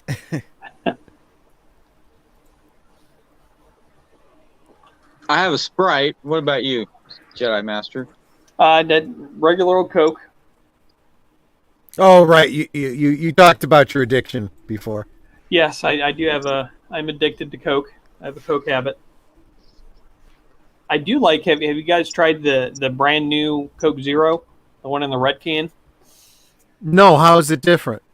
It tastes a lot different than the one in the black can, but it tastes it has a. I think it tastes kind of like like the red cinnamon hearts candy. It tastes kind of like a melted one of those. I may give that a try. Rebecca drank Coke Zero. I haven't tried it. So yeah, I like it better than the black can Coke Zero. I actually normally don't drink the straight Coke Zero. I drink the cherry Coke Zero. Yeah. I do find the Coke Zero goes well with a bourbon or rum or something like that. Sure, sure. I have a whole bunch of cases of Tab for special occasions since it's been retired and you can't get it anymore. It mixes very well with Kraken. Yeah. I was talking to somebody about that the other day because I was actually talking about the new Coke Zero, and they were talking about how they grew up on Tab, and Yep. he was saying I hated that. He's like, Really? I taste a Tab. So I don't remember it. I think I probably had one when I was a kid, but I don't remember what it tasted like. I mostly remember it from that joke in Back to the Future. Right. Let me get a Tab. You can't have a Tab unless you order something. Give me a Pepsi free. We got to pay for it. Sir Ian's hardcore. He's drinking bleach and lemonade with a twisted bacon. Man, that's how you stay up so late. God bless you. That's somebody who wants their insides cleaned out.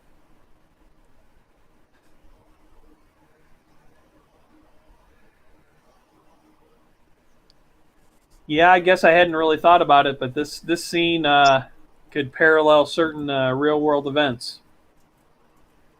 Yeah. Yep.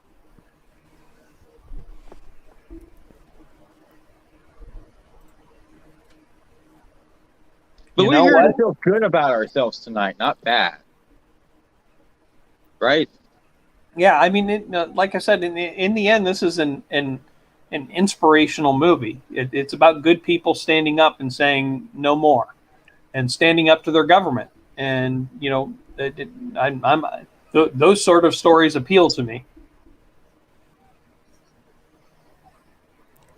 That you can have good people working in government, and when they see something that's wrong, they say something. And we are sorely lacking that right now, because we are not in a time where the media is going to help us out. We have Facebook? Oh, jeez. Well, even Facebook and YouTube, you can't say certain things without getting banned anymore. Certainly Twitter. So what I heard you say was we have Pravda? Is that what you said? I wouldn't go that far, but I would. I absolutely would. Yeah. Facebook, Twitter, all the other socialist media. Sir Ian says he's never had a Dr. Pepper. Do you have Dr. Pepper in Scotland? Is there a way to ship Dr. Pepper to Scotland and not have it explode? Well, possibly, but there's really no way around paying some kind of import duty on consumables. It gets real expensive. I'd be willing to send him some if I knew it was something he really would like, but just to try it might not be worth it because he says they do have it, he just never tried it. Okay. In fact, it's probably better on your side of the pond than ours because it's probably made with real sugar. Yeah. I would be interested if Serene has ever tried root beer. I know for some reason, the taste of root beer does not translate well overseas. And not a lot of Europeans and people in other countries like the taste of it, even though I like it a lot. But that's something that it's just one of those things, like haggis doesn't translate well over here. Root beer doesn't translate well overseas. Huh. I thought sassafras started over on that side of the pond. It could be. I'm sure we Americanized it in some way that nobody else likes. And I've always been interested in like how Coke became a global brand. Is that it was one of the few companies that during World War II was expanding things. was expanding their business. Everybody else was contracting. But even in Europe, they were one of the only companies to actually build plants and keep people employed while World War II was going on, and that was kind of how they kind of got their foothold in the global market. And, very smart. Yeah, it's one of the few companies that has that you go anywhere around the world and you ask for a Coke and people know what a Coke is.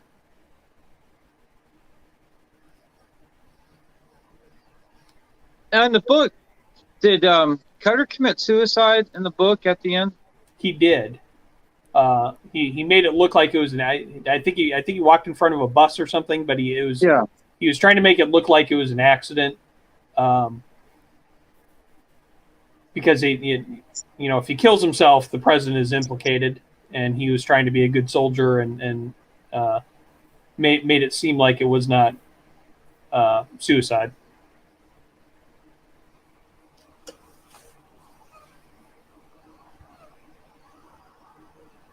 I'm trying to remember what happened to Ritter, but I don't remember. He just got something stolen from him.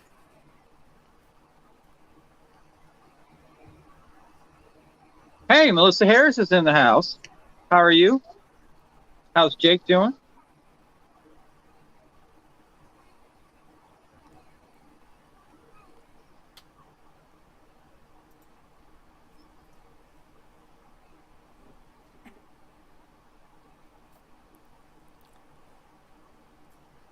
But yeah, this whole ending part from about here is not how the book ends, because Jack Ryan never goes down to South America.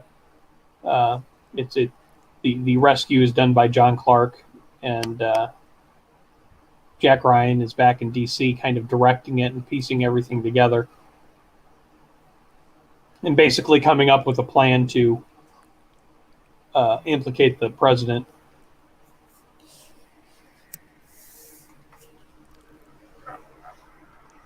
But if you're paying your $10 to go see a Harrison Ford movie, you're going to see Harrison Ford do some action. Yeah. Which is another problem with the big name stars. Yeah. I'd rather have a no name ensemble.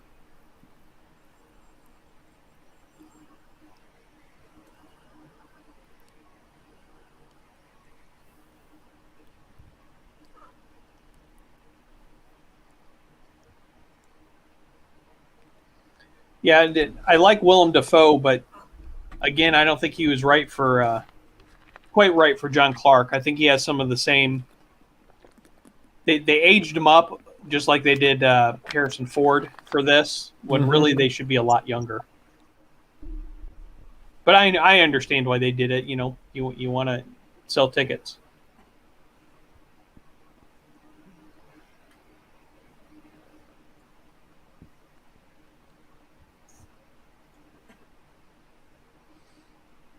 And yeah, just like in superhero movies, all of the superhero movies, eventually those guys take their masks off.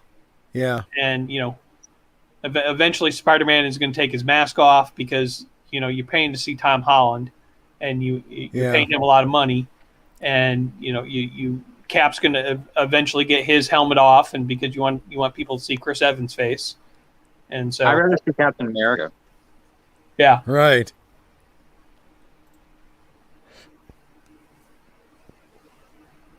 And I gotta say, like, Columbia just must be like awash with Uzis. Everyone's got an Uzi. Is it Colombia that has the highest rate of kidnappings, of them kidnapping Americans than any other country? I think it's Colombia. Wow. Because they'll kidnap people and hold them for ransom. Usually it's against companies. What's the going rate for an American? $2.15. More than I have. You don't have $2.15? You'd be surprised. I mean, I can PayPal you $5 if you need it till Friday. He only I can do needs this one. week 'cause it's payday this week. I'll gladly pay you Tuesday for a hamburger today. Okay. The implication then is Americans are being made into hamburgers. Okay, that got dark awfully fast. Well, I'm just saying. This is what I'm hearing from you guys. I just thought he was hungry and needed some cash. I'm like, I can spot you some cash, my friend. Oh, Sarian says they're $3 for two. Okay.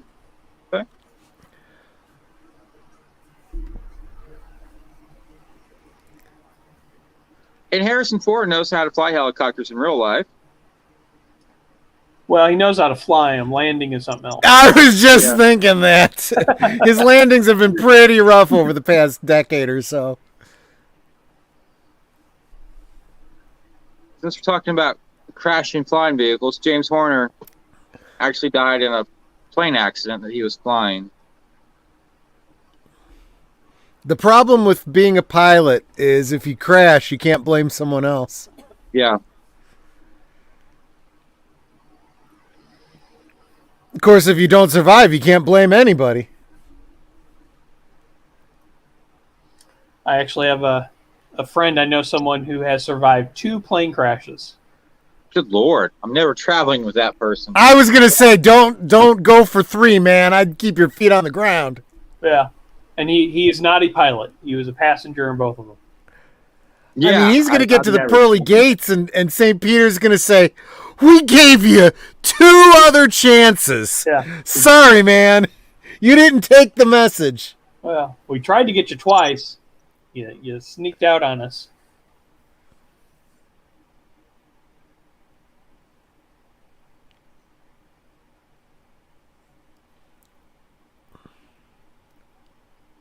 Yeah, it's sad to think that, I mean, scenes like this have played out. Yep. In real life, Vietnam and other places where Afghanistan. Yeah, they're trading American lives for power and for policy. I was going to say for nothing, really. Yeah. Yeah. I mean, people are still trying to say that we're in Afghanistan for oil. No, there's no oil there. We're there for the poppies. No, we're not benefiting from that in any way, shape, or form. It's just strategy.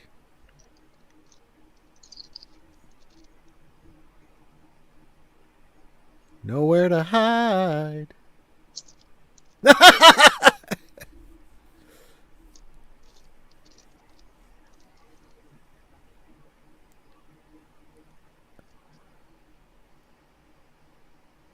Sir Ian says he did a parachute course in the Army for fun. Dumbest thing he ever did. I don't know. I'd be all about that, my friend. Yeah, that would be cool. Matthew Flynn in the house saying hello, everybody. Hey. Soylent Green is people. Yes. What does that mean? He was making a reference to my Americans are hamburger comment earlier. Okay. Moving right along. Rebecca says, see, Birdman, we can buy a chopper for $2 million, make traffic easier. Yes. Yes, it would make traffic easier. I always tell people when they're like, where's my flying cars? It's like, the technology exists. Do you want people flying over your house when they can't even drive in 2 dimensions? No. I would like to have the flying car, and everyone else can go the regular way. I'm not sure I even trust myself enough to have a flying car.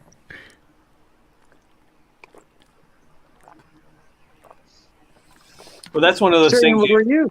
Were you airborne or the equivalent of airborne?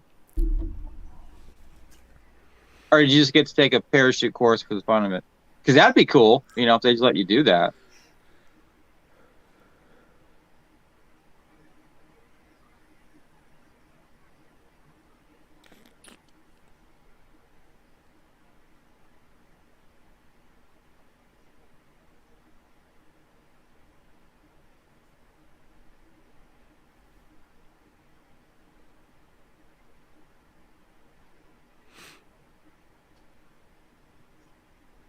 This is cute.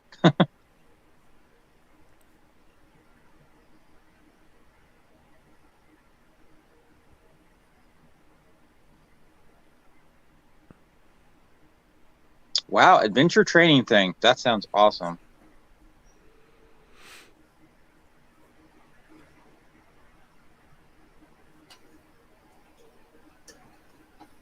So you voluntarily jumped out of a perfectly good airplane. I would. I'll do it tomorrow. Let's go. Troy, you with me?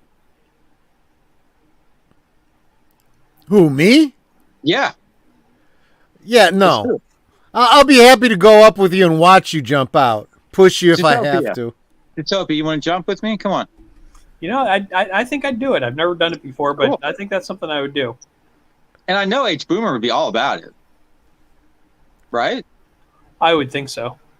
Yeah. Although I say that, and then once I'm up there looking down, I don't know that I would do it. I would.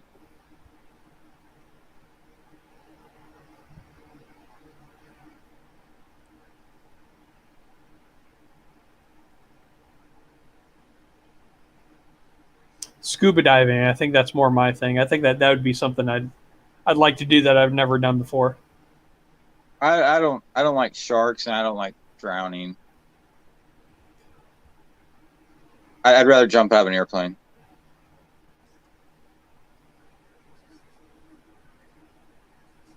What? You had to pack your own chute?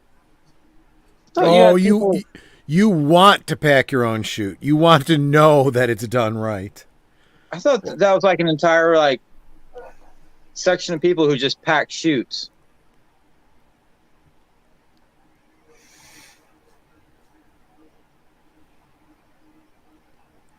I think that's the sort of thing that I would gladly pay an expert to do. Yeah.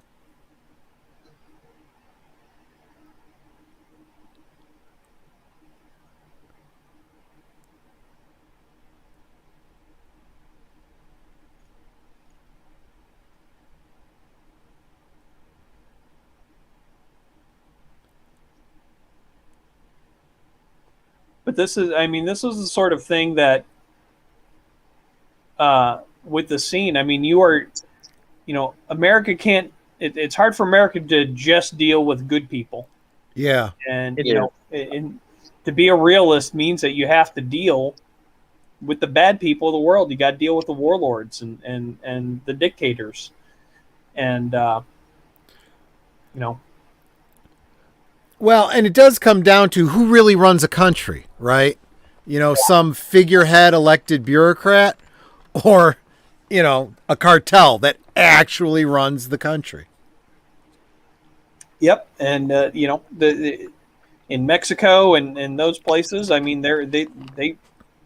there are certain areas where there is no government other than what those warlords want.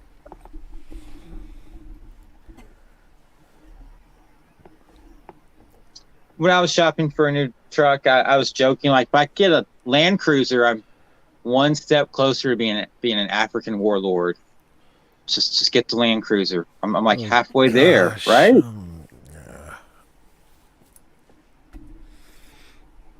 I think there's a couple other things you're missing, some of which you can't buy.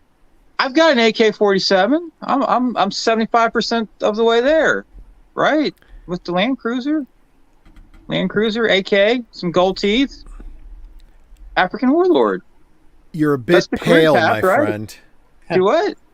You're a bit pale. Okay. I've got a safari jacket. I got a pith helmet right there.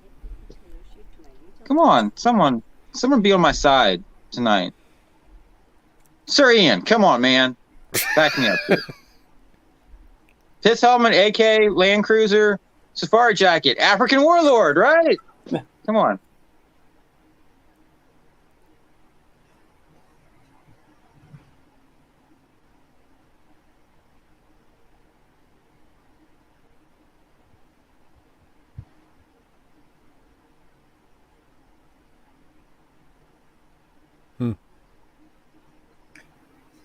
So, Zootopia, you've read the book.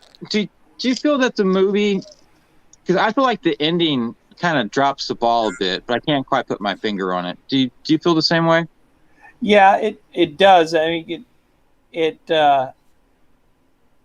most of the book, and I think a lot of the film too, is that all of these characters are on their own distinct journey, an own distinct path. And I think the movie kind of contrives to put them all in one scene or one place. When the storylines, a lot of times you can write a story where everybody converges, but most of the book, as written, they're not on a path to meet. And so the movie kind of this last 20, 30 minutes, since you are doing a movie, you really, you got to have you got to visually see the protagonist and antagonist in the same scene. So these guys are fighting because they're the two main good guy and bad guy. And in the book, you don't necessarily have to do that. Honestly, one of my favorite movies of all time is The Day of the Jackal. And then I'm talking about the original one, not the remake with Bruce Willis. And in that one, the protagonist and antagonist never meet, and it's just the inspector, showing up after the antagonist has left and just figuring out what he is doing and where he's going to try and assassinate the president of France. And it's a fascinating movie. I love it.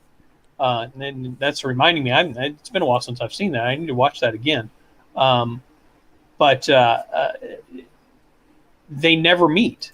And that's the same thing with the book for this, and how this kind of this ending is I understand why they do it for an action movie, but if it had a few more rewrites, I think you could have done it so that in a way that they didn't need to. But then again, you don't cast Harrison Ford in it and not have him do action in a movie like this. So you probably have to start with, do you really need Harrison Ford? Do you really need Willem Dafoe in these roles if that's the movie you're going to do? But, if you're a studio and you want to make money and you can get Harrison Ford, get Harrison Ford. I understand that. But, and actually, one of the more interesting things about this, the very end, when they go to confront the president in the book, Harrison Ford or Jack Ryan doesn't testify in front of Congress. He actually blackmails the president to throw the election, because this is all happening in an election year. So basically, he says you either throw the election or else. And so in order to avoid a scandal and going down in history in an even worse way, he throws the election to the other guy. Damn. Wow.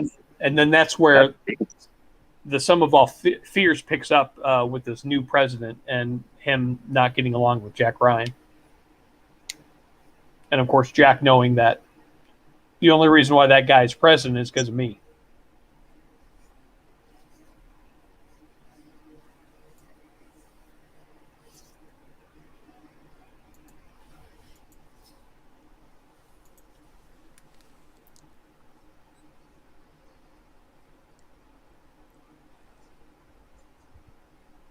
So I don't know. Did you guys say how do you rate this movie? Do you like this and then compare it to Hunt for Red October and Patriot Games? I think Hunt for Red October is like a very perfect film. I enjoy this one more than Patriot Games, but I wouldn't say Patriot Games is a bad film. If I have to compare them to Red October, it's Red October, hands down. I have a hard time comparing Red October to the other, say Jack Ryan films, because it's less about it is about political intrigue, but it's much more of a It's more of a sub movie. It's the only way I can say it. It just seems like the outlier, but if I had to pick a favorite, that would be my favorite. It was definitely. I remember seeing that. I was probably 12, 13 when I first saw it, and it fascinated me, and that was kind of what drew me into the Jack Ryan world. Although it wasn't until later on that I read the books and came to appreciate those more. But The Hunt for Red October was kind of like the first adult film that I kind of when I say adult, I mean more like wait. Which Red October were you watching? I mean more like mature rather than okay. rather than Birdman's Dirty Mind of maturity. And it wasn't until I saw what was the other submarine movie with Denzel Washington and Gene Crimson Hackman? Tide? Yeah, Crimson Tide. Yeah. That to me is the ultimate submarine movie. No. Roll Tide, right. Roll Tide, people. No, I disagree. Down Really? Periscope. Perfect submarine movie. I stand corrected. Was that the Kelsey Grammer one? Yes, it was. And Rob Schneider. The thing. The weenie tattoo.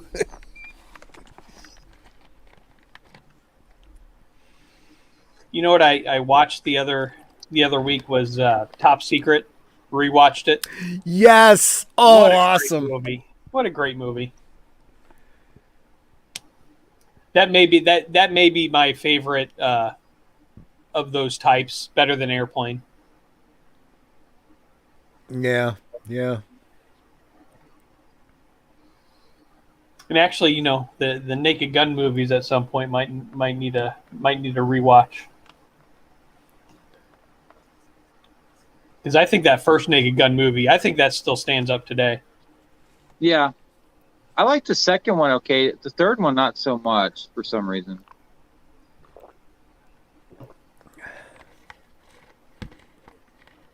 Ooh.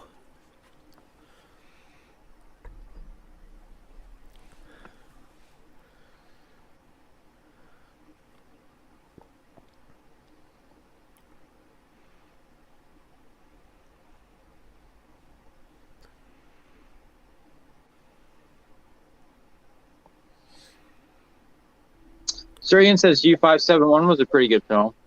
Oh, I heard, yeah.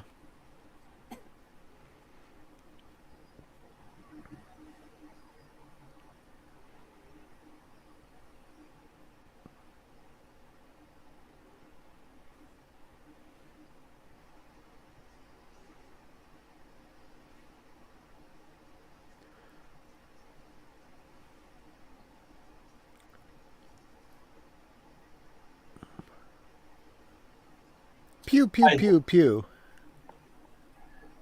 Yeah, this is, it just kind of devolves into a standard action film at this point, which, it's not bad. I mean, it's good, but I feel like if they had adapted it more from the book, I think that it would have been even better. And this is kind of the part where they don't really, usually once you get rid of the bad guy, there's, it's a big dramatic moment, and it's just kind of, oh, he gets shot. And when they take out the Ernesto Escobar character, I mean, he just kind of gets shot in the back. So there's no real big payoff, I think, to their death scenes. Although obviously the score is great. It is. It's another great action cue. Sir Ian is correct, which is not on the original soundtrack. So did they rescore this? Because it sounds like there were a lot of things on the soundtrack that weren't in the movie, and well, the first release of the soundtrack, I think it was about an hour, but it's missing probably about half the music. and Entrada re-released it in 2012, I think, and they did the entire score release on that, and of course it's long sold out. But they also did Patriot Games. I think Entrada did Red October, or did La La Land do Red October? And I think for Saraband did Sum of All Fears, the complete score release, a couple of years back. So they've all the Clancy films have had a complete score release. And by all, I mean those 4. I'm not counting every one. Yeah, at some point I'm going to have to figure out a way to see the Jack Ryan TV show. Because I've heard good things, and Surian said he liked it. But I don't have that service, and so I haven't seen it. Entrada did Red October. Okay, cool. Did Saraband do Sum of All Fears, or was that Entrada as well? I mean, I should know. I've got them. Just can't find them all the time.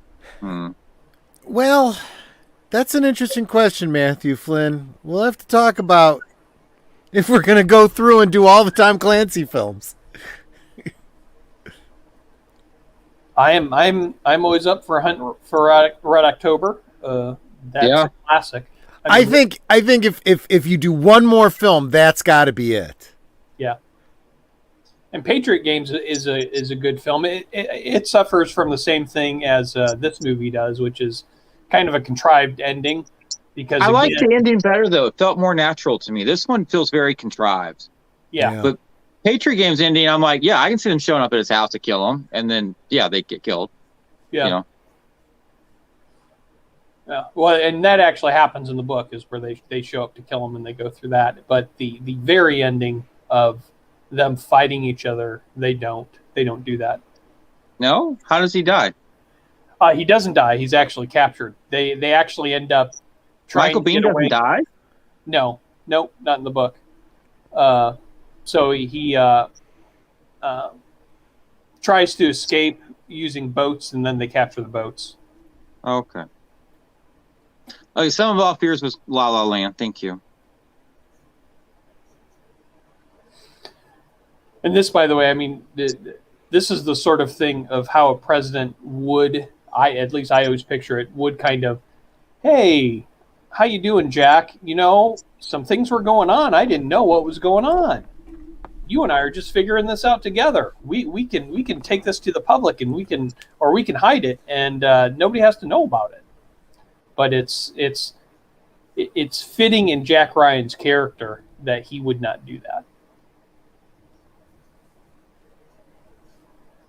But this is where they would, in the book anywhere, where he's like, you either leave the presidency by throwing the election, or else I'm going public with this. And the president agrees to throw the election. How did he throw the election? Did they say? They didn't say, but it was kind of, he just, didn't. I think it was like he didn't campaign. He made all these verbal mistakes, and just gave a lack of confidence to the American people. Because the other guy was he was in the middle of an election, and it was neck and neck. And so if the president goes out and says a few verbal gaffes, that can throw an election.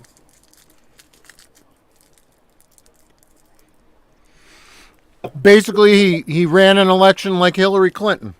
Yeah. Like he gave an interview with Access Hollywood, and that ruined his chances. Yeah.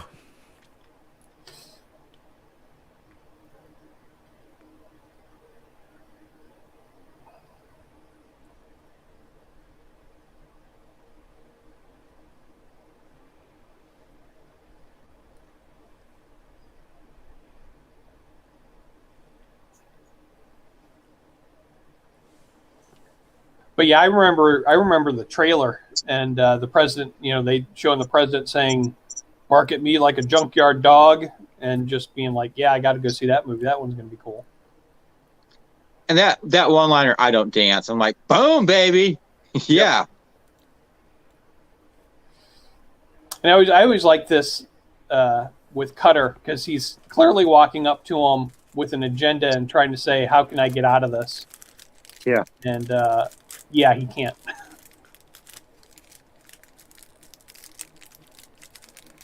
No, you need me to talk. I don't need to talk. Yeah.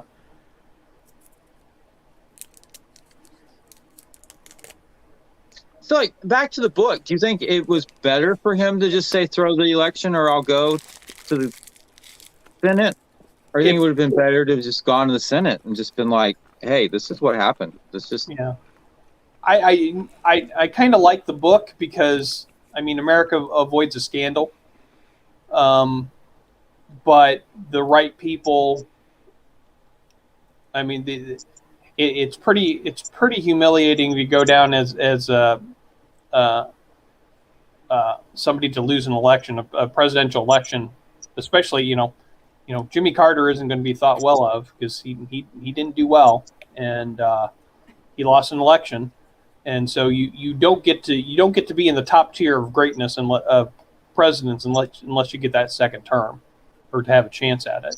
Even though traditionally, if you look at second terms of presidents, they are not successful, and they usually are very scandal ridden. It's not often that a second term of a presidency is the one that sets how well you're thought of, but it does validate your first term. That's because it's been a really long time since we've actually elected a statesman. That's very true. And I actually had this conversation with somebody one time. Most presidents, we tend to think of presidents and we kind of think of them in lofty terms. But if you are grading a president, most of our presidents are C or below. Yeah. We have very few that get Bs and even fewer that get As. Out of our 45, 46 presidents, 46. Maybe 5 have achieved an A. I mean, that's around 10%, less than 10%. That's not a good average. But the what's great about our system, we're not dependent upon the president. We're not dependent upon the government. It's us. It's you and I. We are the ones that determine where this country goes and how well it does, far more than any president who's sitting in the Oval Office. And that, to me, is inspiring. And it's what makes America great. And we're one of the few countries that can say that. Well, I believe that until this last election. Yeah. Well, we've had bad presidents before, and we always manage to get through. Yeah. And that because in the end, America isn't our president.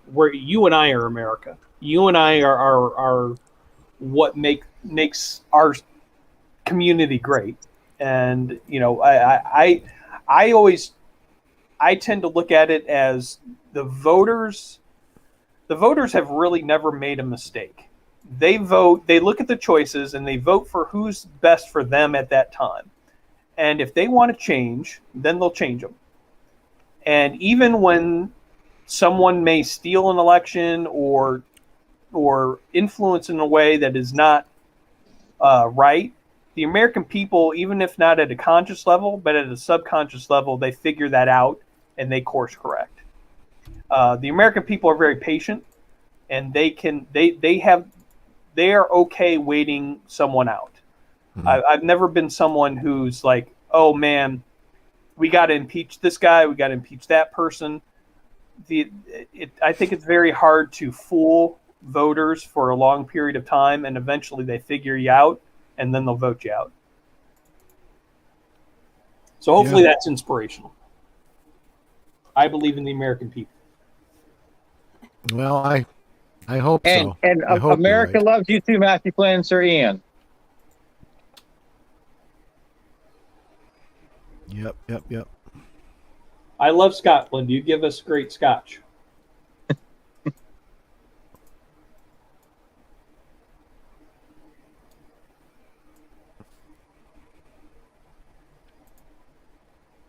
Yeah, you're kind of right, Zootopia. When I was rewatching this film, I've been listening to the soundtrack, this and Air Force One, for the past couple weeks, and I rewatched the film, and I'm like, yeah, this maybe isn't like the best, like, yeah, American movie, because there's a lot of crappy stuff that happens in this film.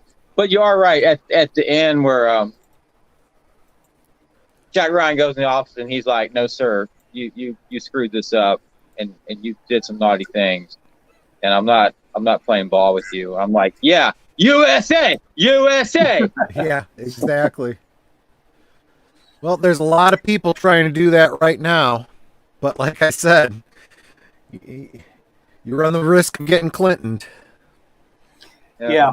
Well, you know what? That election, 2016, was very inspirational for me, because I have not liked the Clintons for a long time, and that I really saw that the American people kind of saw through them, and were not willing to give her their vote because of it.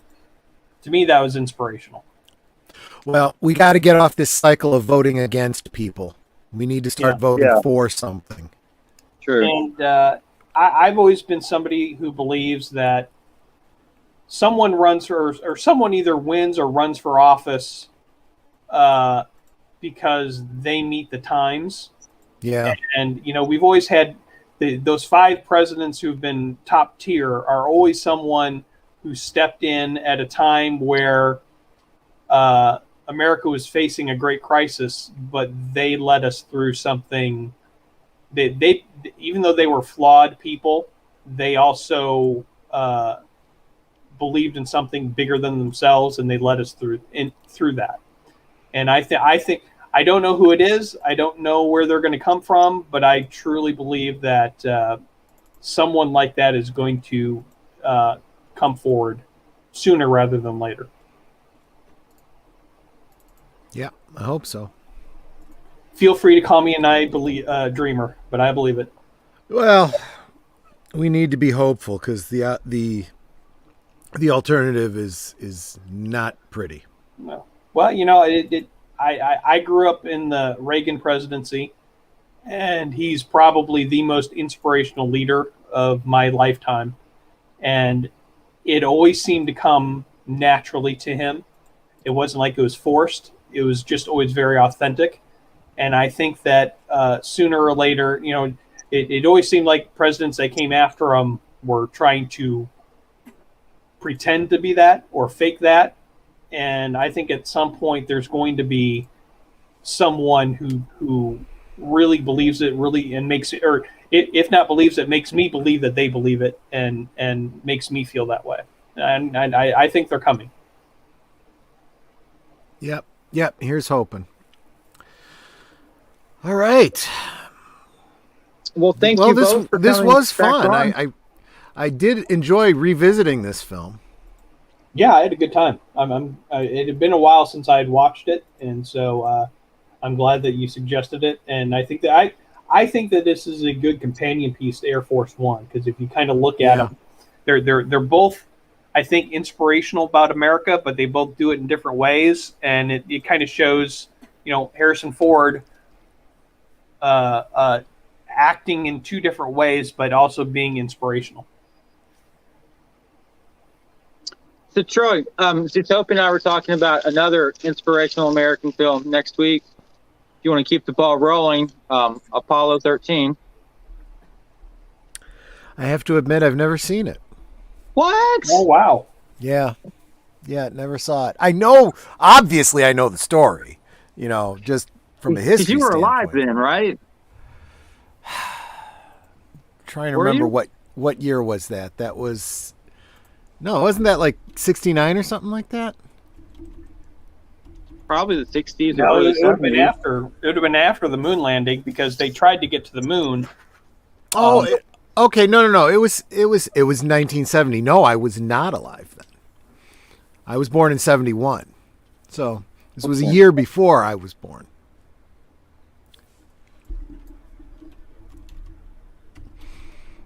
Well, if you would like to come on to Apollo 13. Sure. April 11th, 1970. Okay. So. Now, what I do remember, a different Apollo mission. I was around for the 1975 Apollo launch. I'm trying to remember which one it was. The Apollo that linked up with the Soyuz. I saw that one launch. I was in Florida for that. Apollo. Good night, Sir Ian. We'll see you tomorrow night. Star Trek 3. Looking forward to it. Take care, Sir Ian. Yeah, I don't remember which mission it was, but yeah, it was the 1975 Apollo Soyuz joint mission. I remember that one. But yeah, I'm all for Apollo 13. Sure, let's check it out. Cool. Right. Well, Sir Ian's not the only person who needs to get to bed tonight. 5 o'clock comes right after 4 o'clock. So, thank you everyone for coming tonight. I hope you enjoyed the film. I'm just trying to, the news has just been so awful lately. Just trying to feel good about America. And a little bit of optimism here. So Apollo 13 next week. Tom Hanks, another James Horner film score, second one in a row. And actually tomorrow night, Star Trek 3, another James Horner film score. Sir Ian will be joining us. And next week, it looks like Troy and Jedi Master Zootopia will be returning. Yeah. Thank you all for coming by. Adopt, don't chop. Keep listening to great film scores. And God bless everyone. Thank you all so much. Take care. Good night.